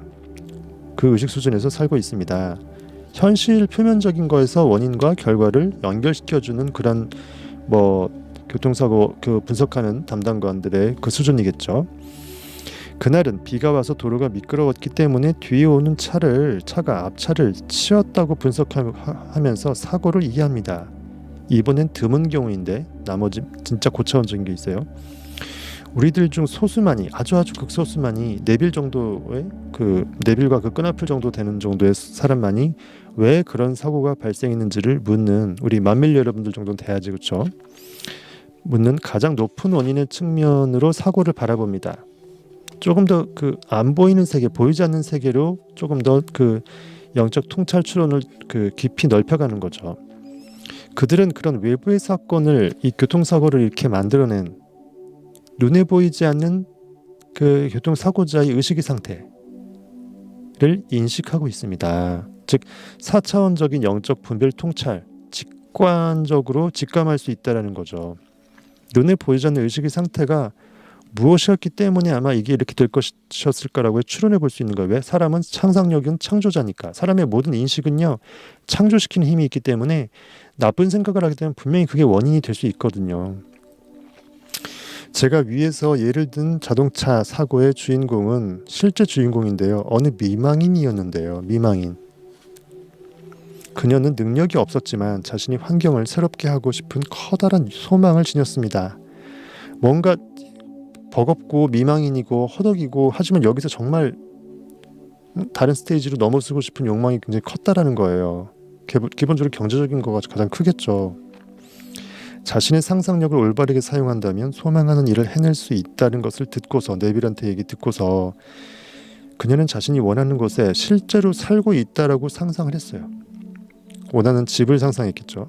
그러나 그녀는 동시에 인간관계나 재정적으로 상실된 그런 의식 상태 안에서 살았습니다. 그러니까 당장 꿈꾸는 것들은 어떤 집에 사는 것만 딱 타겟팅했으니까 그것만 일단 상상의 대상으로 일단 고양된 거고, 하지만 기존에 자신이 이제 처했던 그 의식의 관념 상태가 재정적으로 허덕이고 인간관계에서도 굉장히 핍박을 받고, 이런 것들에 대해서는 아직 그걸 업시켜서 상상하지 않았잖아요.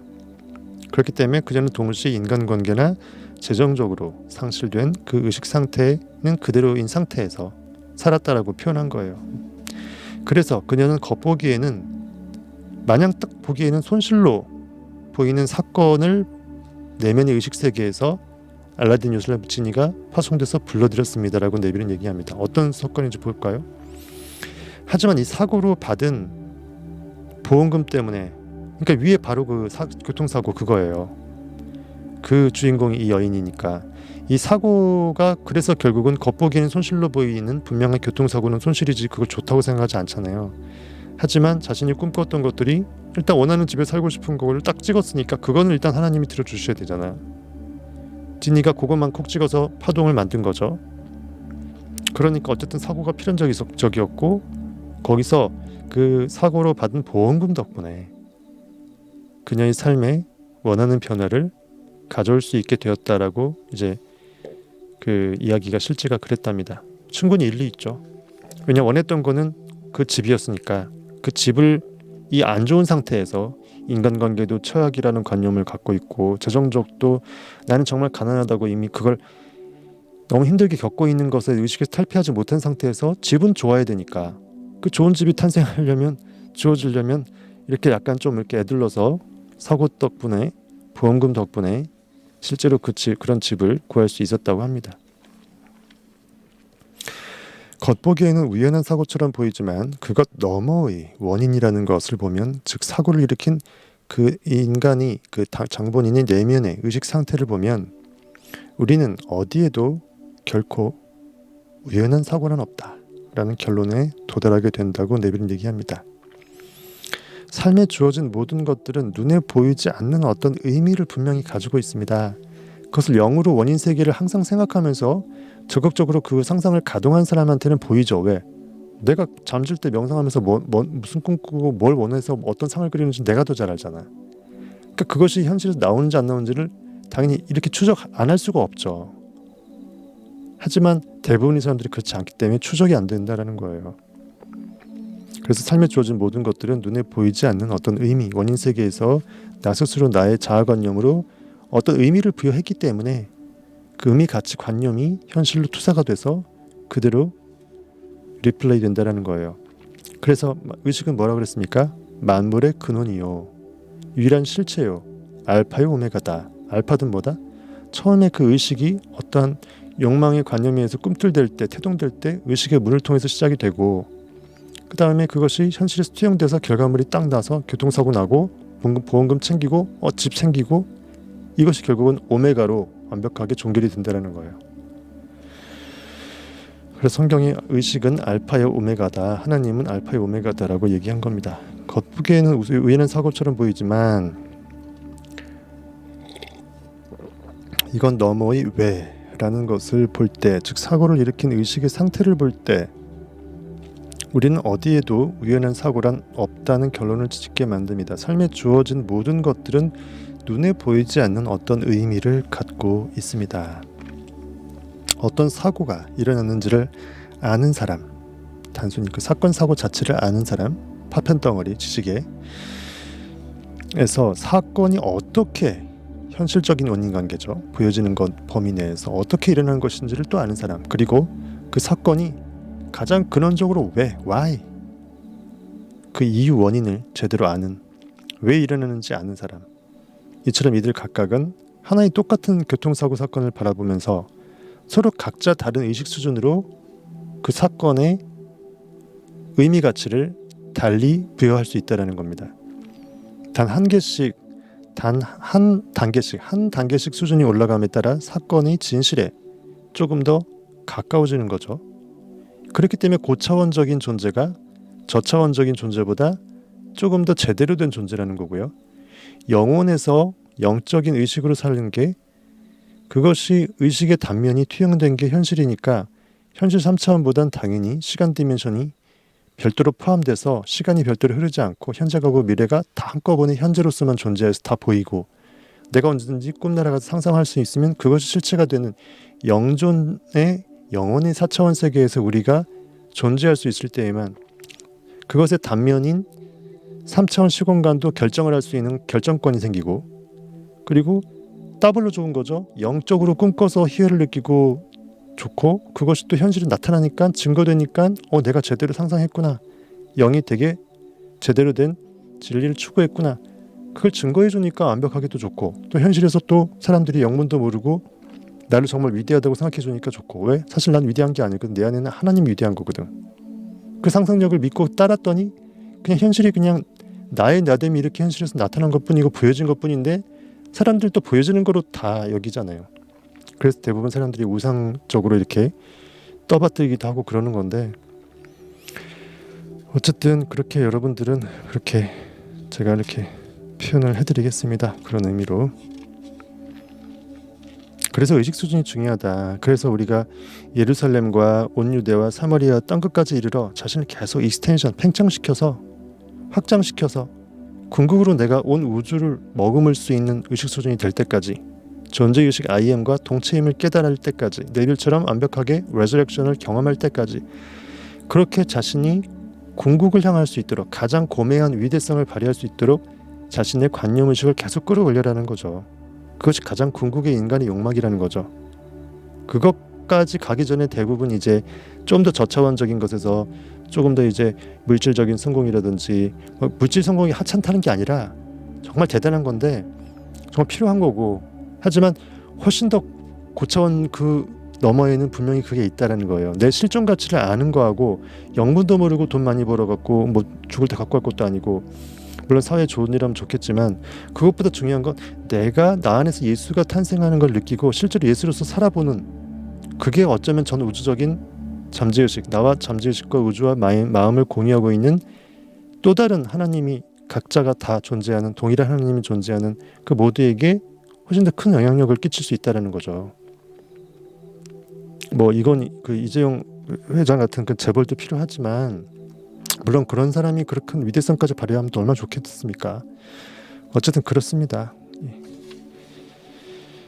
그렇기 위해서는 여러분들이 이 법칙이 되는지 안 되는지를 먼저 적용해야 되기 때문에, 내가 당장 원하는 것부터 먼저 해결하고 갈증을 풀고, 그 사마리아 술가성 우물가 여인한테 영원히 목마르지 않는 샘물을 알려줬을 때 하나님이 영과 진리요, 영과 진리로 예배드리라고 하면서 하나님 저 교회에 있지도 않고 산 위에 있지도 않고 너희 마음에 있다고 얘기했잖아요.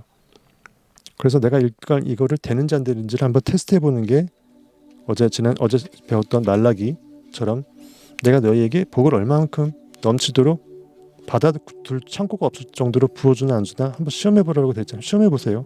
나의 영적인 에너지를 최소한 10분의 1만큼은 하나님 주시는 그 모든 것 중에 10분의 1만큼은 하나님의 영의 곳간 잠재의식에 제대로 한번 채워 넣어 보세요. 그것이 얼마나 300, 30배, 60배, 100배 돼서 현실에서 터져 나오는지, 뻥튀기 하면서 뻥이요 터져 나오듯이 좀 보시라고요.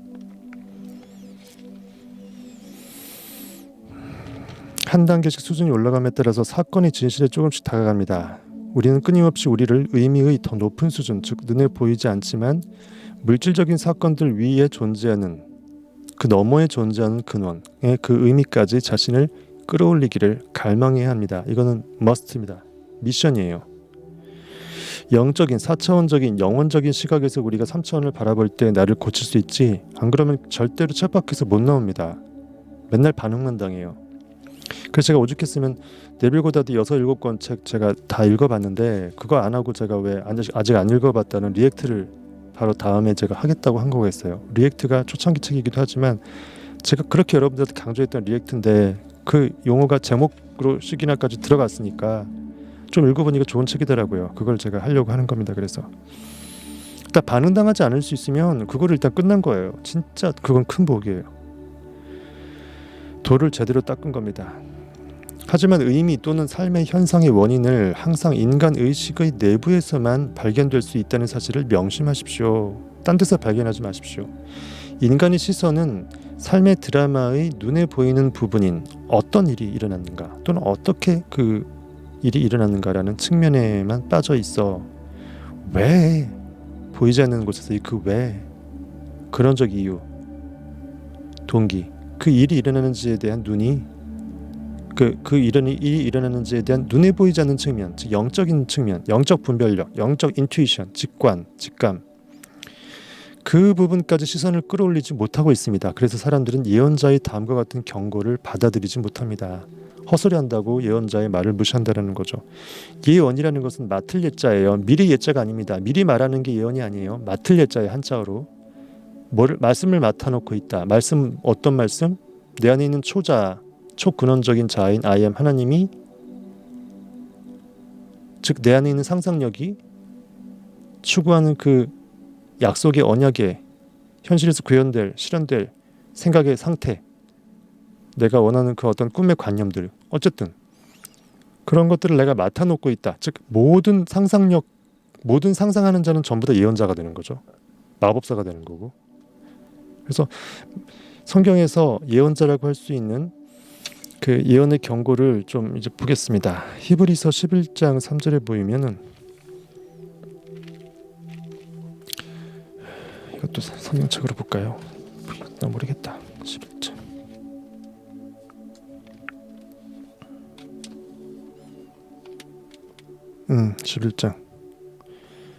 11장. 책으로 보니까 좀 더 필이 더 와요. 감동이 더 와. 그래서 여러분들은 더 썰을 잘 풀어드리는 것 같아 내가. 11장 3절. 일단 1절부터 보면 믿음은 바라는 것들의 실상이요 보이지 않는 것들의 증거니. 너무 많이 했죠. 선진들이 이로써 증거를 얻었느니라. 믿음이야말로 진정한 리얼 실체다. 의식이 실체 전부이다. 그리고 보이지 않는 것들, 아직 현실에 보이지 않지만 그거에 대한 증거 역할을 하는 것이 이미 느끼고 있는 영적 믿음이다. 믿음으로 모든 세계가 하나님의 말씀으로 지어진 줄 우리가 아나니. 즉 세상이 지어진 것은 오로지 강력한 느낌, 영적인 믿음이다. 그리고 여기서 말하는 하나님의 말씀, 즉 소망, 욕망함이다. 아이엠이 나에게 욕망을 선물로 주면 그것을 믿어서 느껴내는 거, 그것이 전부다라는 거죠.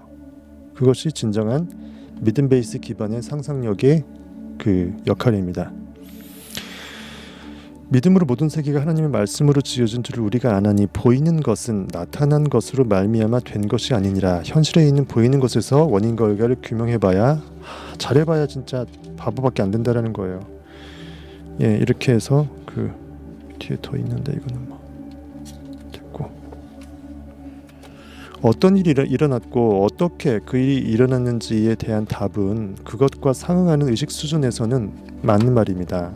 무슨 말이냐면 현실 결과로만 놓고 보면, 즉 원인 세계가 없다고 치면, 즉 전체의 집합에서 원인 세계를 딱 제하고 현실에 보여지는 것만 그것이 전체 집합인 양, 부분 집합 안에 갇히는 이 바보의 수준에서 눈에서 보게 되면 보이는 것이 다기 때문에 보이는 어떤 일이 일어났고 그것이 뭐 몇 중 추돌로 어디서 누가 먼저 차선을 변경하는 바람에 그런 보여지는 것으로서 원인과 결과를 찍어내고 그것도 머리 좋다라고 하는 거예요. 그러니까 상응하는 의식 수준에서는 맞는 말일 수도 있다라는 거예요. 전체 집합을 보지 못하고 부분 집합에 갇혀서 현실이 부분 집합인데 그것이 전체라고 착각하는 그 시각에서는 그럴 수 있다라는 겁니다. 전체 집합 U 안에 알파라는 부분 집합이 있어. 알파가 현실이야. 보여지는 결과물이야. 원인은 그거 여집합이야. 여집합에 있는데 그걸 모르고 전체 집합에서 여집합 떼버리고 알파라는 부분 집합이 전체 집합인 걸 착각해갖고 보이는 것에서 답을 내고 거기 원인이 있고 결과도 다 있다고 생각하는 거. 이해하시겠어요? 하지만 왜 그 일이 일어났는지에 대해 자문한다면 그런 모든 물질적인 해석은 전혀 소용없는 것이 되어버리고 보이지 않는 더 높은 수준에서 외적인 실체의 진정한 의미인 why, 왜를 구하게 됩니다. 사건에 대한 물리적인 분석은 오로지 사물의 외형에 대한 것일 뿐입니다. 그런 식의 분석 과정은 왜 그 사건이 일어나는지에 대한 것을 절대로 밝힐 수가 없습니다. 의식의 낮은 수준은 의미 낮은 수준은 저차원의 의미는 의미 더 높은 수준, 즉 고차원적인 의미에서 흘러나온 것이고 그것이 원인이 된 것이고 눈에 보이는 것들은 눈에 보이지 않는 것들로부터 흘러나온 것이라는 것을 깨달아야만 합니다. 왜 사건이 발생하였는지에 대한 수준까지 우리의 의식 수준을 우리의 세상 바라보는 그 관념의식 수준을 끌어올리기 위해서는 영적인 직관이 필요하대요. 직관. 그러려면 상상력도 키워야 되고 어쨌든 그러려면 방법 없습니다. 네빌 이거 계속 들으시는 수밖에 없어요. 성경책 좀 자주 보시고. 고대 유대인 예언가가 했던 충고처럼 우리 내부에서 눈을 산 위로 들어 올려, 이 성경적인 거죠. 눈을 들어 저 산 위를 보라라는 그 메시지처럼 이 찬양이 이런 거 있잖아요. 눈을 들어 주를 보라, 주의 얼굴을 보라, 이런 찬양이 있는데 우리의 시선, 의식의 눈을 눈에 보이는 그 현실의 눈 말고 진짜 우리 생각의 눈, 의식의 시선을 현실에서 눈으로 보는 그곳에 고정시키면 진짜 있어야 될 영적 시선은 시력을 잃어버려요. 그래서 진정한 우리의 영적 눈을 들어서 어디를 바라보라? 저 산 높이를 보라. 내 의식 수준을 조금 더 높은 수준으로 올려라. 가장 근원적인 나의 참 존재를 깨달아라. 이거죠. 그곳에서 일어나는 일을 우리는 봐야 합니다. 우리가 사실로 받아들인 이상과 원하는 상태, 사실로 받아들인 어떤 꿈과 이상이 있어요. 아직은 눈에 보이지 않지만 나 이미 이걸 느끼고 있어. 그럼 사실인 거죠. 이상과 꿈, 그리고 원하는 상태, 그리고 무엇보다 우리가 무엇을 목적으로 삼는지 그 목적 자체가 중요하죠. 우리가 목적으로 삼은 것에 우리의 영적인 존재의식 IM의 시선을 맞추십시오. 우리가 어떤 의식 수준을 지니고 있는지를 드러내주는 만물은 바로 이 높은 산, 조금 전에 얘기했죠. 눈을 산 위로 들어올려라. 썸네일에 있는 그 높은 설경이 있죠. 그 산 위로 나의 의식의 수준을 들어올려라. 어디서? 땅바닥 현실에서, 밑바닥에서. 저지대에서 땅이 있으면 거기 질척질척하는 그 눈이 녹아서 질척질척하는 그 산 밑에 있는 그 현실의 바닥을 딛고 신발 엉망으로 만들지 말고 붕 자신의 존재 가치를 띄워서 저 높이 있는 멋진 설경을 바라보고 그 위에 산 위의 정상에 서라는 거예요. 거기서 세상을 아래로 내려다보면서 바라보는 그 느낌을 상상하라는 겁니다.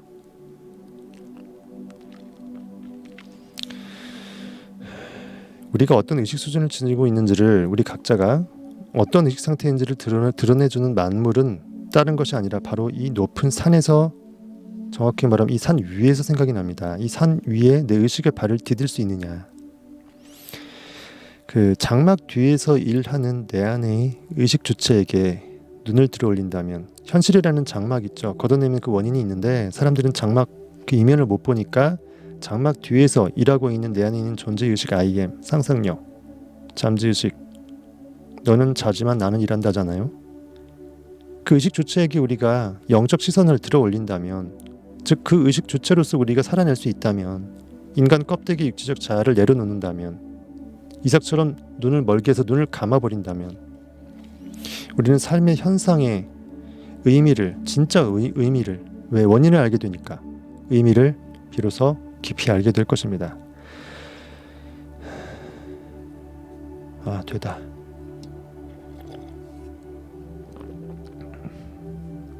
여기 모인 똑똑이님들이에요.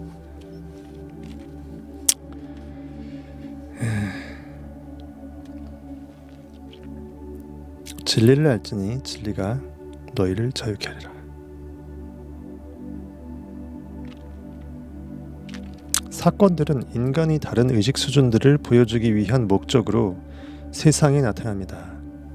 우리 각자의 삶에서 어떤 현실에서 사건이 나타나는 것은 내 의식 수준이 어떤지를 나한테 알게끔 하는 어떤 바로미터 역할도 한다는 거예요. 대부분 그걸 못 깨달아서 문제지. 자신의 의식 수준에서 하나의 변화가 찾아오면 자동적으로 삶 속에서 변화 하나가 찾아옵니다. 현상들에 대한 원인인 의식의 수준을 변화시키지 않는 채 그냥 거울에 보이는 내 모습을 바꾸려고 거울을 깨듯이 환경만을 바꾸려고 시도하는 것은 헛된 투쟁을 하는 것입니다. 우리가 의식 수준을 끌어올리게 되면 여러분의 세상을 구원하게 될 것입니다. 내가 세상을 바꾸려면 나의 의식을 끌어올려라. 나의 의식 수준을. 그리고 나의 마음의 태도를 바꿔라. 내가 세상을 바라보는 관점 또는 내가 나를 생각하는 그 자아관념을 바꾸라. 영적 인식의 주체로 태어나라. 즉 상상력 그 자체가 되어라. 그겁니다. I am이 되어라. 그래서 하나님이 나다. 내가 하나님 되어라. 영적 상속자가 되어라. 내 안의 구원자는 나다. 그럼 여러분도 구할 것이고 여러분의 세상도 구할 것이라는 겁니다. 앞에서 의식을 책과 비교하여 살펴볼 때 문자의 배열로 표현된 그 궁극의 의미를 알 수 있는 수준까지 그처럼 고양된 의식은 문자들이 일정한 규칙에 따라 배열되었다는 것과 그 배열이 종이에 인쇄되고 묶였을 때 하나의 책을 만든다는 그것, 그 암까지 포함됐다라는 것을 알 수 있었습니다. 즉 고차원은 저차원을 포함하죠. 4차원은 3차원을 그대로 포함합니다.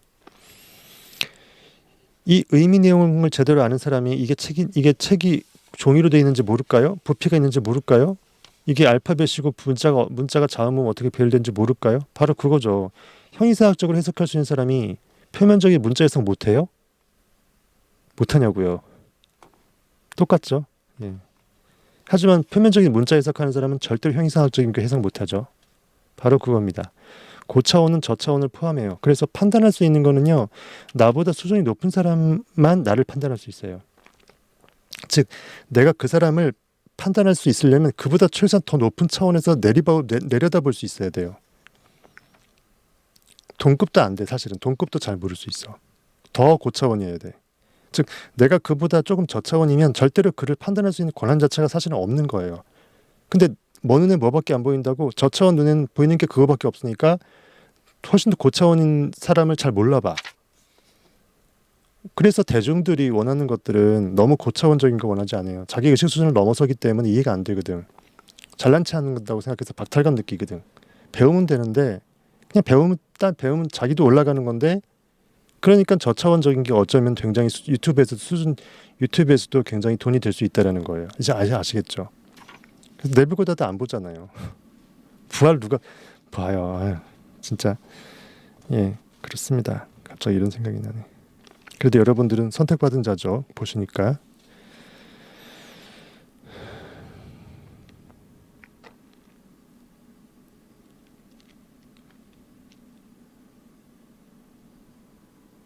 이렇게 책에 적용된 진리는 세상의 모든 사건들에도 동일하게 적용됩니다. 아까 말했던 두루마리, 그렇죠? 요한계시록에 나온 두루마리도 인생책을 빗댄 거기 때문에 표면적인 책의 뜻도 있지만 우리 인생을 책에 빗댄 것도 뜻이 있다 그랬죠. 함축적으로.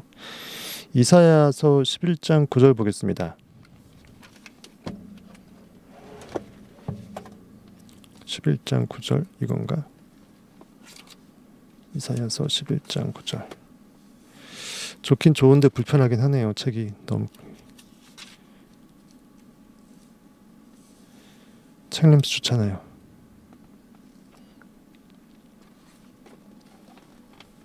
내 거룩한 산 모든 곳에서 해됨도 없고 상함도 없을 것이니 그러니까 나의 거룩한 산 여호와의 거룩한 산이라고 하는 것은 여호와의 거룩한 의식이 IM이 굉장히 정말 에베레스트 산 위에 정상 위에 또 있기 때문에 의식의 상태를 굉장히 높여야 내가 하나님을 이해할 수 있다는 뜻이죠. 하나님과 동급으로 내가 하나님의 의식 그 상태로서 세상을 바라볼 수 있고 창조력을 발휘할 수 있다는 건데 나의 거룩한 산, 즉 내 안에 있는 I am, 우리 각자 나입니다. 나의 거룩한 산 모든 곳에서 가장 의식이 고양된 최고의 I am, 존재의식 그 자체의 수준에서 어떤 해됨도 없고 어떤 상함도 없을 것이니 그 어떤 인간적인 손해라든지 어떤 불순물이나 악의 요소, 죄의 요소 이런 거 없이 완벽하게 순도 높게 가장 좋은 것들로 우리는 선택받을 수 있고 선택시킬 수 있다는 거죠.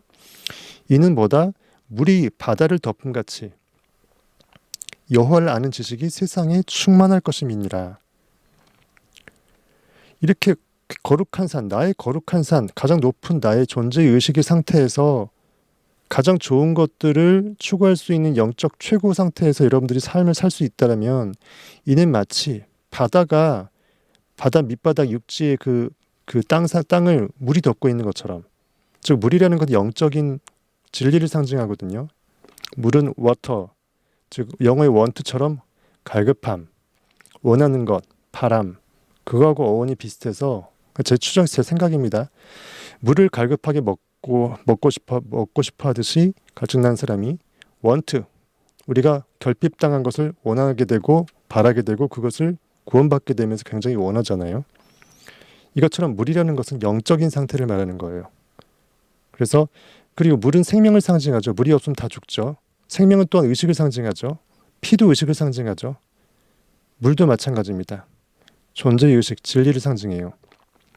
근데 그것이 바다를 덮음같이 모든 바다의 물이 창궐하다, 모든 진리의 생명수가 그 모든 상상력이 그 엄청난 황홀함의 헤엄침이, 기름 부으심이 나의 모든 삶에 충만하다. 물이 다 바다를 덮음같이 이처럼 뭘 아는 지식이 I am 옅해바해 창조 권능을 지닌 나의 존재의식, I am을 아는 지식이, 하나님을 아는 지식이 세상에, 현실에 충만하게 되는 그 상태, 즉 원인세계가 충만할 때 현실이 그대로 복을 받아서 증거물이 나타나는 상태, 창조가 된 상태, 이런 것들을 빗댄 게 이 내 거룩한 산 모든 곳에서 해됨도 없고 상함도 없을 것이니 이는 물이 바다를 덮음같이 여호와를 아는 지식이 세상에 충만할 것임이라는 이 짧은 구절에 다 들어간 거예요. 그러니까 찬양 중에 되게 유명하잖아요. 다 아실걸? 물이 바다 덮음같이 여호와의 영광을 인정하는 것이 온 세상 가득하리라. 물이 바다 덮음같이, 물이 바다 덮음같이, 물이 바다 덮음같이. 우리 영적 충만함이 그 엄청 진리의 가운데 충만한 그 영의 상태가 가장 존재의 근원인 가장 높은 산 위의 의식의 상태에서 온 세상에 충만하게 그 의식의 빛을 비추는 상태로 여러분들이 자존할 수 있다면 내 안에 있는 진정한 IM이 깨어나지 않을 수가 없다라는 거예요. 그 상태를 이 말씀은 빗댄 겁니다.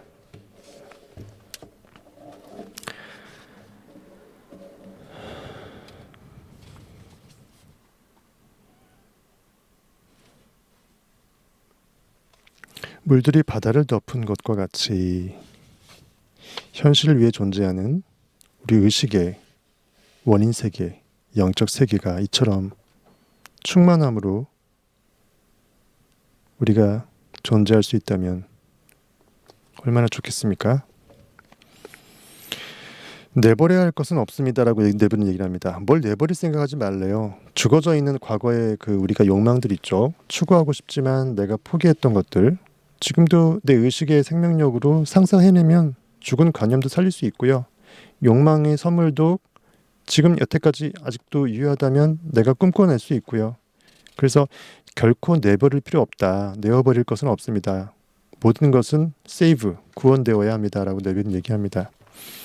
우리가 원한다면 무한하게 확장되어 가고 있는 익스텐션, 확장되어 가고 있는 이런 인식, 확장은 다른 말로 굉장히 의식 수준이 높아지는 것을 말합니다. 높아지게 되면 당연히 그 옆에 수평적으로도 팽창되게 돼요. 온 우주를 포함하는 그 의식의 상태가 되니까 온 마음을 전부 다 담아낼 수가 있어요. 온 우주를. 즉 사물을 더 높은 의식 수준으로 이해하는 것을 향해 올라가고 있는 우리의 삶은 이런 구원을 만들어내는 과정입니다. 아까 얘기했던 예루살렘과 온 유대와 사마리아와 땅끝까지 계속 의식을 팽창시켜서 확장시키게 되면 결국 내가 온 우주를 담아낼 수 있고 내가 I am 존재의 의식 가장 근원 상태에 도달할 수 있고 내가 최고의 에너지 주파수로서 내가 역이 될 수 있고 그 엄청난 에너지 황홀한 생각 가운데 생각 에너지는 그 무엇도 다 이뤄낼 수 있는 알라딘의 지니 할아버지까지 투입될 수 있다는 거예요. 우리가 의미를 표현하기 위해 문자를 배열해서 단어를 만들고 단어를 배열해서 문장을 만드는 것처럼 삶은 보이지 않는 의미, 즉 우리의 마음 자세, 우리가 마음 자세, 마음 태도, 마음의 관념, 자아상, 그것을 통해서 보이지 않는 어떤 의미를 머금고 있는 거죠. 꿈, 이상 이런 것들, 내 존재 가치들. 결국 세상과 나를 내가 어떻게 바라보고 있는지 내 마음의 태도 가운데 어느 정도의 목적이라든지 의미 가치를 각자 부여하고 있다는 겁니다. 적극적으로 도출하지 않았을 뿐이죠. 하지만 이걸 여러분들 도출해서 목적을 정확하게 하고 제대로 한번 직진을 해보시길 바라겠습니다. 우리의 마음 자세를 표현하기 위해 이런 환경이나 조건 그리고 사건들을 재배열합니다. 삶은 보이지 않는 의미, 즉 우리의 마음 자세를 현실에 투사시키기 위해 표현하기 위해 현실에서 어떤 환경이나 조건이나 사건들을 구성시켜서 연극을 시킨다는 거예요. 어떤 것도 의미 없이 존재할 수는 없습니다. 하지만 내적 의미의 더 높은 수준을 알지 못하는 사람은 흘러가는 사건들을 마냥 그저 어떤 일이 일어났나 보다 뭐 이런 거 뜬 눈으로 쳐다보면서도 그것들이 자신의 삶에 대해 온 인류의 삶에 대해 가지고 있는 참 의미를 바라볼 수는 없는 거죠. 의미를 보지는 못합니다. 항상 우리 삶에는 의미의 수준이 존재합니다. 여러분들 각자가 어느 스테이지의 삶을 살고 있는지 보십시오. 10단계로 나눠서 내가 정말 그래도 8단계는 된다고 자족을 하는지 도저히 안 되겠어 3단계밖에 안 된다 정신 차려서 최소한 5, 6단계를 일단 올라갈지를 생각해 보십시오. 가장 끝단은 네빌 고다드처럼 영적 부활을 경험하는 거겠죠. 최상위 10단계. 그것은 어떤 사건들이 일어날지를 그리고 그 사건들이 우리 삶과 어떤 본질적인 관계를 가지게 될지를 결정합니다. 불행으로 치부되는 사건 속에서 남들이 보기에 당연히 대부분 안 좋은 것이라고 생각하는 불행으로 치부되는 그런 사건들 속에서 우리가 원인 세계를 반등시키고자 현실에 반응당하지 않고 원인이 뭔가 나빴기 때문에 저랬구나 하면서 내 마음의 의식을 고양시키기 위해서 현실에 눈을 감고 악순환에서 벗어나서 원인 세계를 반등시키고자 이미 엎질러진 뭘 하면서 거기서 좋은 면을 추출해서 좋게 생각하는 거죠. 그리고 좋은 관념만 머금고 나머지는 버리는 거예요. 살만 발라먹고 뼈다고 버리는 거죠. 생선을. 좋은 면을 보게 하고 꿈보다 해몽이 그렇게 중요하다고 했잖아요. 이미 꾼 꿈 어쩔 수 없고 해몽을 잘해야 내 의식이 달라지고 해몽한 의식대로 현실 투영되는 거고 그것처럼 현실도 바라보라는 겁니다. 불행으로 치부된 사건 속에서 원인 세계를 반등시키고자 좋은 면을 보게 하고 또 불행한 사건이라는 판단을 이제는 멈추게 하여서 선악 판단하지 말고 가장 좋은 사건이 일어나는 것으로 상상을 해서 거꾸로 기억의 관념에 집어넣으라는 겁니다. 연기를 하라는 거예요. 이미 이뤄져 버린 일도 그것을 자꾸 잊으려고 아등바등하게 되면 안 돼요 하다가 되다 돼버리니까 자꾸 기억에서 소환만 하니까 아예 전혀 별개의 사건을 가장 좋은 것으로 만들어서 그 사건이 일어났다고 해서 적극적으로 덧칠을 해버리세요. 그림을 덧칠해 버리세요. 지우려고 그러면 지우기를 안 지워져요. 풀리지 않는 사건들 가운데서 올바르게 행동할 수 있게 만드는 이야기를 들려드리겠습니다. 다음 이야기는 이처럼 불행으로 치부되는 사건 속에서 좋은 면을 보게 하고 불행한 사건이라는 판단을 또 멈추게 하면서 풀리지 않던 그 사건들 가운데서 올바르게 영적인 분별의 행동을 할 수 있게 만든 스토리가 있는데 그 스토리를 네빌이 알려주겠다라는 겁니다. 요거가 여기 마지막 이야기네. 좀 더 합시다. 중요한 거 많이 다 했어요.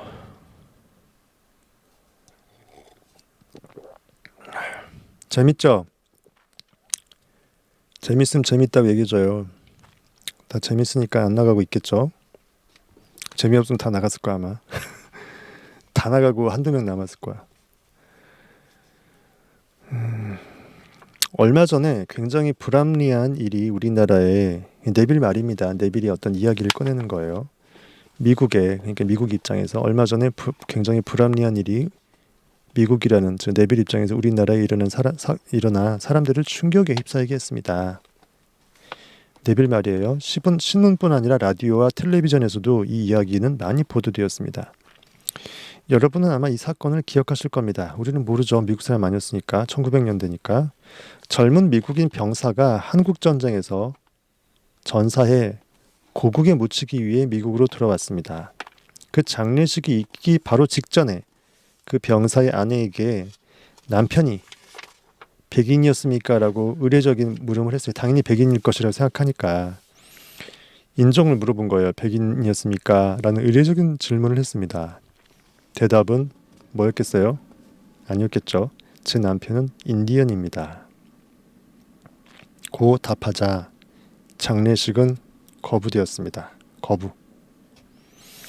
이것은 미국의 법이 그렇기 때문이라고 합니다. 하지만 이 사건은 전 국민의 분노를 샀고 누군가 조국을 위해 싸우다 죽었는데도 조국 그 어디에도 묻힐 수 없다는 사실로 분노케 했습니다. 그 당시 인터넷도 없었는데도 이게 전국적으로 문제가 됐었나 봐요. 이슈가.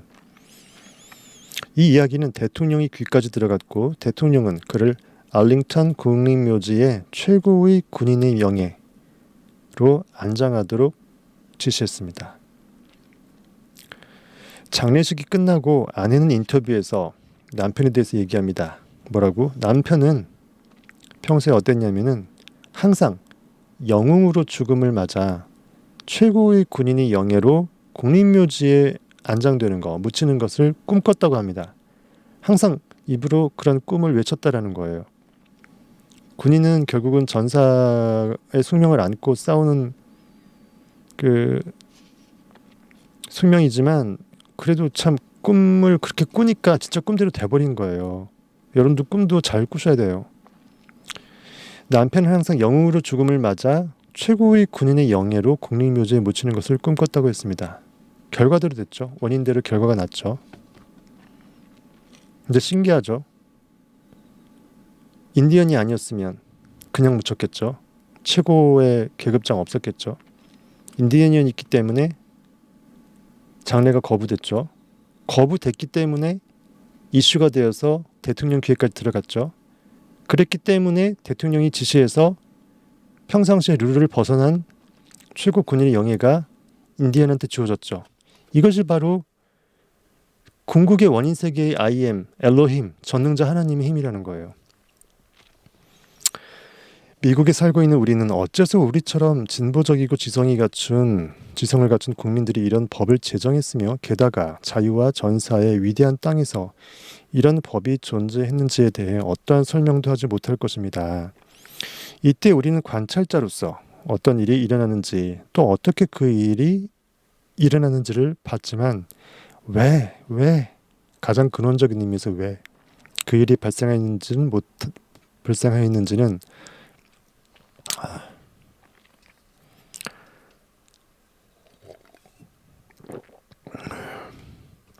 계속 라이브 하니까 한계가 오네요. 그 일이 발생했는지는 보지 못하는 것입니다. 사실 그 사나이의 꿈을 실현하기 위해서는 처음에 장례가 거부되었어야 했던 것입니다. 네빌 말입니다. 맞죠? 알링턴의 묘지에 최고 군인의 영예로 되기 위해서는 일단 거부가 먼저 필연이었다라는 거예요. 우리는 어떻게 그런 일이 일어나는지에 대한 아주 낮은 수준의 관점에서 그 드라마를 설명을 했습니다. 표면적인 현실 세계에서 보여지는 것에 대해서의 인과관계죠. 하지만 그런 설명은 왜 그런 일이 일어났는지를 묻는 사람들, 왜 어떻게 인디언이 최고의 영예로 알링턴 묘지에 안장이 돼? 그 궁극의 원인을 결코 만족시켜주지는 못합니다. 더 높은 의미의 수준에서 본다면 이 질문에 대한 대답은 이것입니다. 네빌은 말합니다. 그 장례는 즉시 바로 거부되었어야 할 것이다. 거부되었을 것이 거부되었던 것이라는 거예요. 그 장례는 즉시 거부되어야 할 것이다. 는 상식을 뒤집는 그 장례는 즉시 거부되어야 할 것이다. 는 상식을 뒤집는 것이 되어야 합니다. 그러니까 문에 쳐니까 웃긴데 번역 문니까 더 짜증나요. 그 장례는 제가 제 말대로 할게요. 그냥 이 글 읽으려니까 짜증나요. 그 장례는 즉시 거부되어야 마땅한 것이었습니다. 상식에 벗어난 거부가 있어야 될 것이 아주 필연이었다라는 거예요. 그 진리는 미래의 상태, 즉 알링턴의 최고 영예의 군인으로 묻히는 그거, 곧 있게 될 그 미래의 상태가 현재의 원인이라는 것입니다. 현재 그러함의 원인. 그러니까 이것도 번역문이 이거 짜증나는데 제가 얘기할게요. 그러니까 알링턴이 최고 영예로 묻히는 그 미래의 상태가 아직은 이 거부되는 상태에서는 아직 안 일어난 거잖아요. 나중에 그렇게 대통령이 들어간 거잖아요. 이 곧 있게 될 그 미래의 궁극 결정적인 상태가 현재 그러함의 원인이라는 거예요. 현재 이렇게 그 장래가 거부된 것의 원인이라는 겁니다. 즉, 최고 영예로 알링턴에 묻히기 위해서 장래가 인디언이란 이유만으로 거부되었다는 게 아주 필연적이고 숙명적인 반드시 있어야 될 케이스였다라는 거예요. 그렇게 해석하시면 돼요. 번역문의 한계입니다. 여러분들 이런 걸 읽으니까 짜증나는 거예요. 네비고도도 어려운데 번역도 이게 형이상학자가 지은 게 아니니 번역한 게 아니니까 스무드하지가 않아요. 즉 최고의 군인의 영예를 안고 영웅으로서 죽음을 맞이하는 것을 꿈꾸던 인디언 소녀는 맥베스의 아내처럼 그 무지한 현재를 넘어 현재의 미래를 느낄 수 있었습니다. 무슨 말이냐면 그 무지한 현재, 그러니까 장래가 거부된 그러함을 머금고 있는 그 현재의 표면적인 것, 그 이면에 속뜻이 있는데 이걸 표면적으로 보는 사람은 너무 무지하잖아요. 무지한 상태에서 보는 거잖아요. 안타까움으로.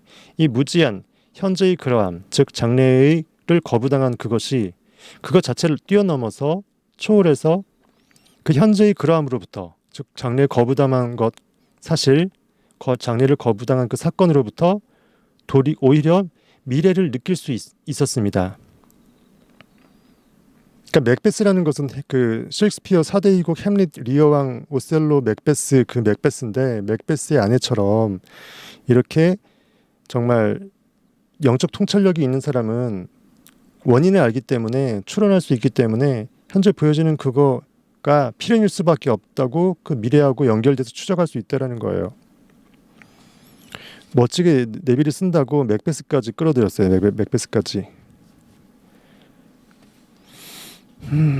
히브리서 11장 4절을 마지막으로 얘기를 하겠습니다. 11장 4절. 제가 며칠 전에 설명했던 구절인데 여기서는 네빌이 이걸 약간 다르게 이렇게 이용했어요. 뭔지 볼까요? 히브리서 11장 4절에 보면은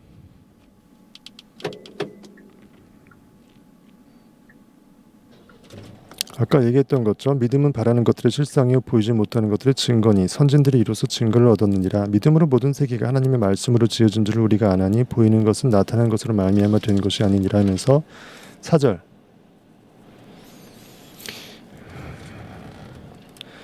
믿음으로 아벨은 가인보다 더 나은 제사를 하나님께 드림으로 의로운 자라 하시는 증거를 얻었으니 지난 시간에 배웠죠. 어저께 아벨 같은 경우는 영적인 상속자로서 양의 첫 새끼와 그 기름으로 예배를 드렸다. 즉 양은 영을 상징한다. 영적인 소산, 영적인 활동, 상상력의 활동으로 이루어진 그 첫 소산, 첫 새끼, 즉 영혼을 상징하는 첫 소산, 영혼의 그 의식에 생명력을 부여받은 업그레이드된 상상력의 그 마음의 상태, 그리고 그것이 현실에 투사된 그 모든 것, 창조된 것, 그런 모든 것들을 뭉뚱그려서 영으로 살았기 때문에 삶이 예배가 되어서 그 제사가 연락되었다라는 그런 뜻으로 제가 말씀을 드렸죠.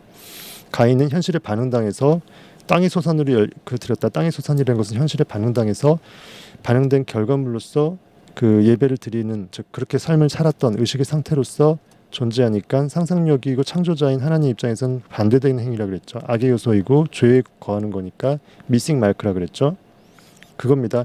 믿음으로 아벨은 가인보다 더 나은 제사를 하나님께 드림으로써 의로운 자라 하시는 증거를 얻었으니 하나님이 그 예물에 대하여 증언하심이라.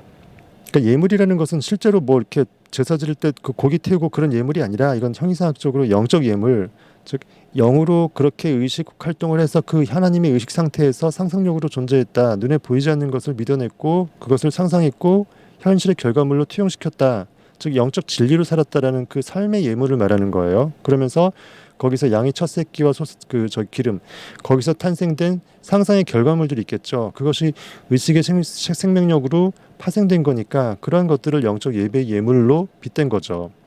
그 예물에 대해서 하나님이 증언하셨다라는 것은 너 잘했다, 착하다. 왜냐하면 I am 존재의식 하나님과 의식의 활동으로 영으로 존재하는 아들 하나님은 동체이기 때문에 내가 나를 모를 수 없다라는 겁니다. 그러니까 내가 나를 증언해 줄 수 있는 거죠.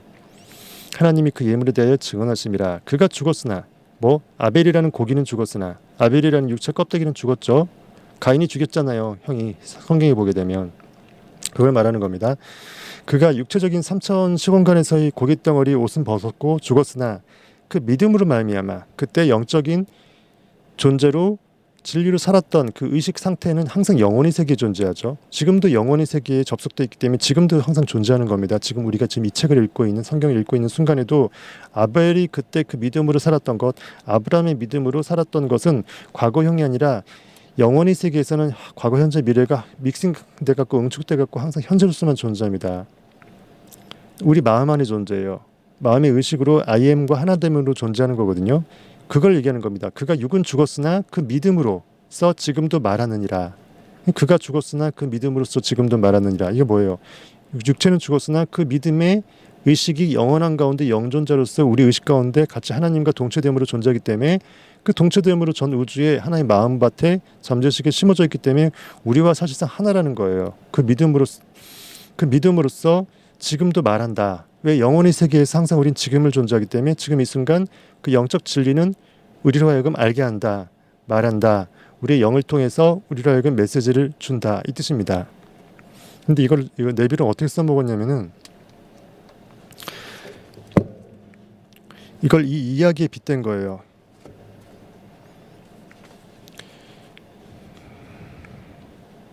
그러니까 국립묘지에 묻히기 전에 장례가 거부되었잖아요. 장례가 거부되었던 것은 곧 있게 될 국립묘지에 묻히는 그 영예를 이루기 위해 필연적으로 있어야 될 인과관계로서 논리적으로 원인이 돼야 되기 때문에 히브리서 이 마지막 구절 그 아벨이 이미 고기는 죽었으나 아벨은 죽었으나 아직 그 믿음에 의해서 말하고 있다라는 것을 빗대갖고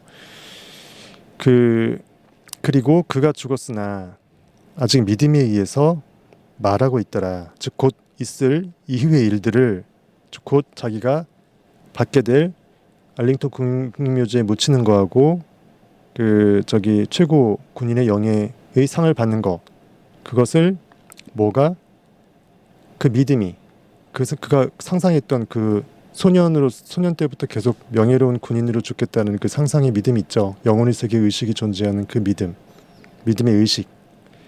영혼의 세계에서 이미 부여된 스스로 자기 삶에 대해서 의미를 부여시킨 내 안에 있는 I am 창조자가 나의 육체적 자에게 현실로 투영시킬 의미가치, 그 뜻, 꿈, 상상력, 그가 추구했던 인생의 육체의 옷을 벗는 것을 그렇게 벗고 죽겠다라고 했던 자신의 어떤 영적 확신, 그 믿음이 현재에서 항상 영원히 존재하기 때문에 영원 세계에서 곧 있게 될 그 영예를 말하고 있다라고 해서 곧 있을 이후의 일들을 이미 담고 있다라고 해서 비유적으로 표현한 겁니다.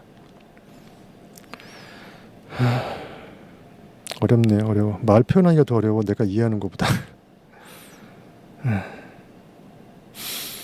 이게 책을 보고 글자로 여러분들이 곱씹어야 될 것들을 글자도 좀 엉망인 것가 많은데다가 이걸 말로 설명해서 여러분들을 즉흥적으로 이해시키려니까 다시 한번 들어보시고 아니면 책도 더 보시면 더 좋고요. 다시 한번 보시면 됩니다. 이렇게 해서 오늘 44장 챕터 끝나겠습니다. 내일은 The Game of Life에서 인생이 게임, 인생을 한 게임이라고 봤을 때 네빌이 써놓은 거고요. 굉장히 중요한 내용 많이 있습니다. 그리고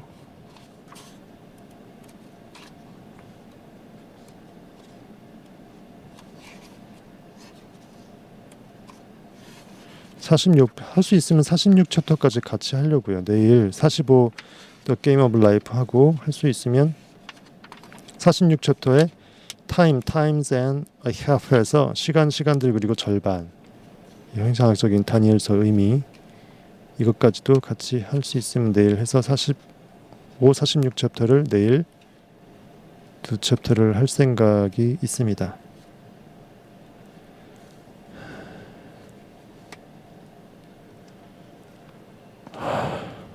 아, 힘드네요. 힘들어. 원래 제가 이어폰을 진짜 싫어하거든요. 귀에 뭐 끼는 거 진짜 싫어해서 음악도 이어폰 듣고 안 듣는데, 아, 목 안 아프려고 이거 끼니까 귀도 아프고. 참. 아, 여러분들이 저를 이렇게 열정을 불사르게 만드네요.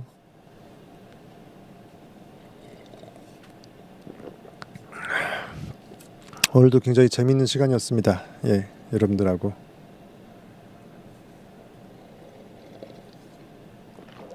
사실 제가 강의 경험도 있고 강의할 때는 한 공간에서 호흡하면서 할 수 있기 때문에 재밌는데, 이게 영적으로 심취해서 영으로 말하지 않고서는요, 이게 아무도 없잖아요. 옆에 여기 아무도 없잖아요. 저 혼자 독백하는 거잖아. 연기를 하는데 상대 배우가 카운터 파트너가 있어줘야지 되는데, 아무도 없는데 독백대사 연기하는 것도 아니고 혼자 연기한다고 생각해 보세요. 연기가 되겠나. 그래서 제가 영으로 심취하려고 노력을 해서 커피도 이렇게 항상 마시고, 내 안에 있는 영이 얘기하시게끔 내어드린다는 생각으로 하다 보니까 몰입이 그나마 라이브인데도 되는 거예요. 예. 한번 라이브 켜고요. 그 유튜브 한번 해갖고 해보세요. 해보시면 아마 제 마음 이해하실 거예요.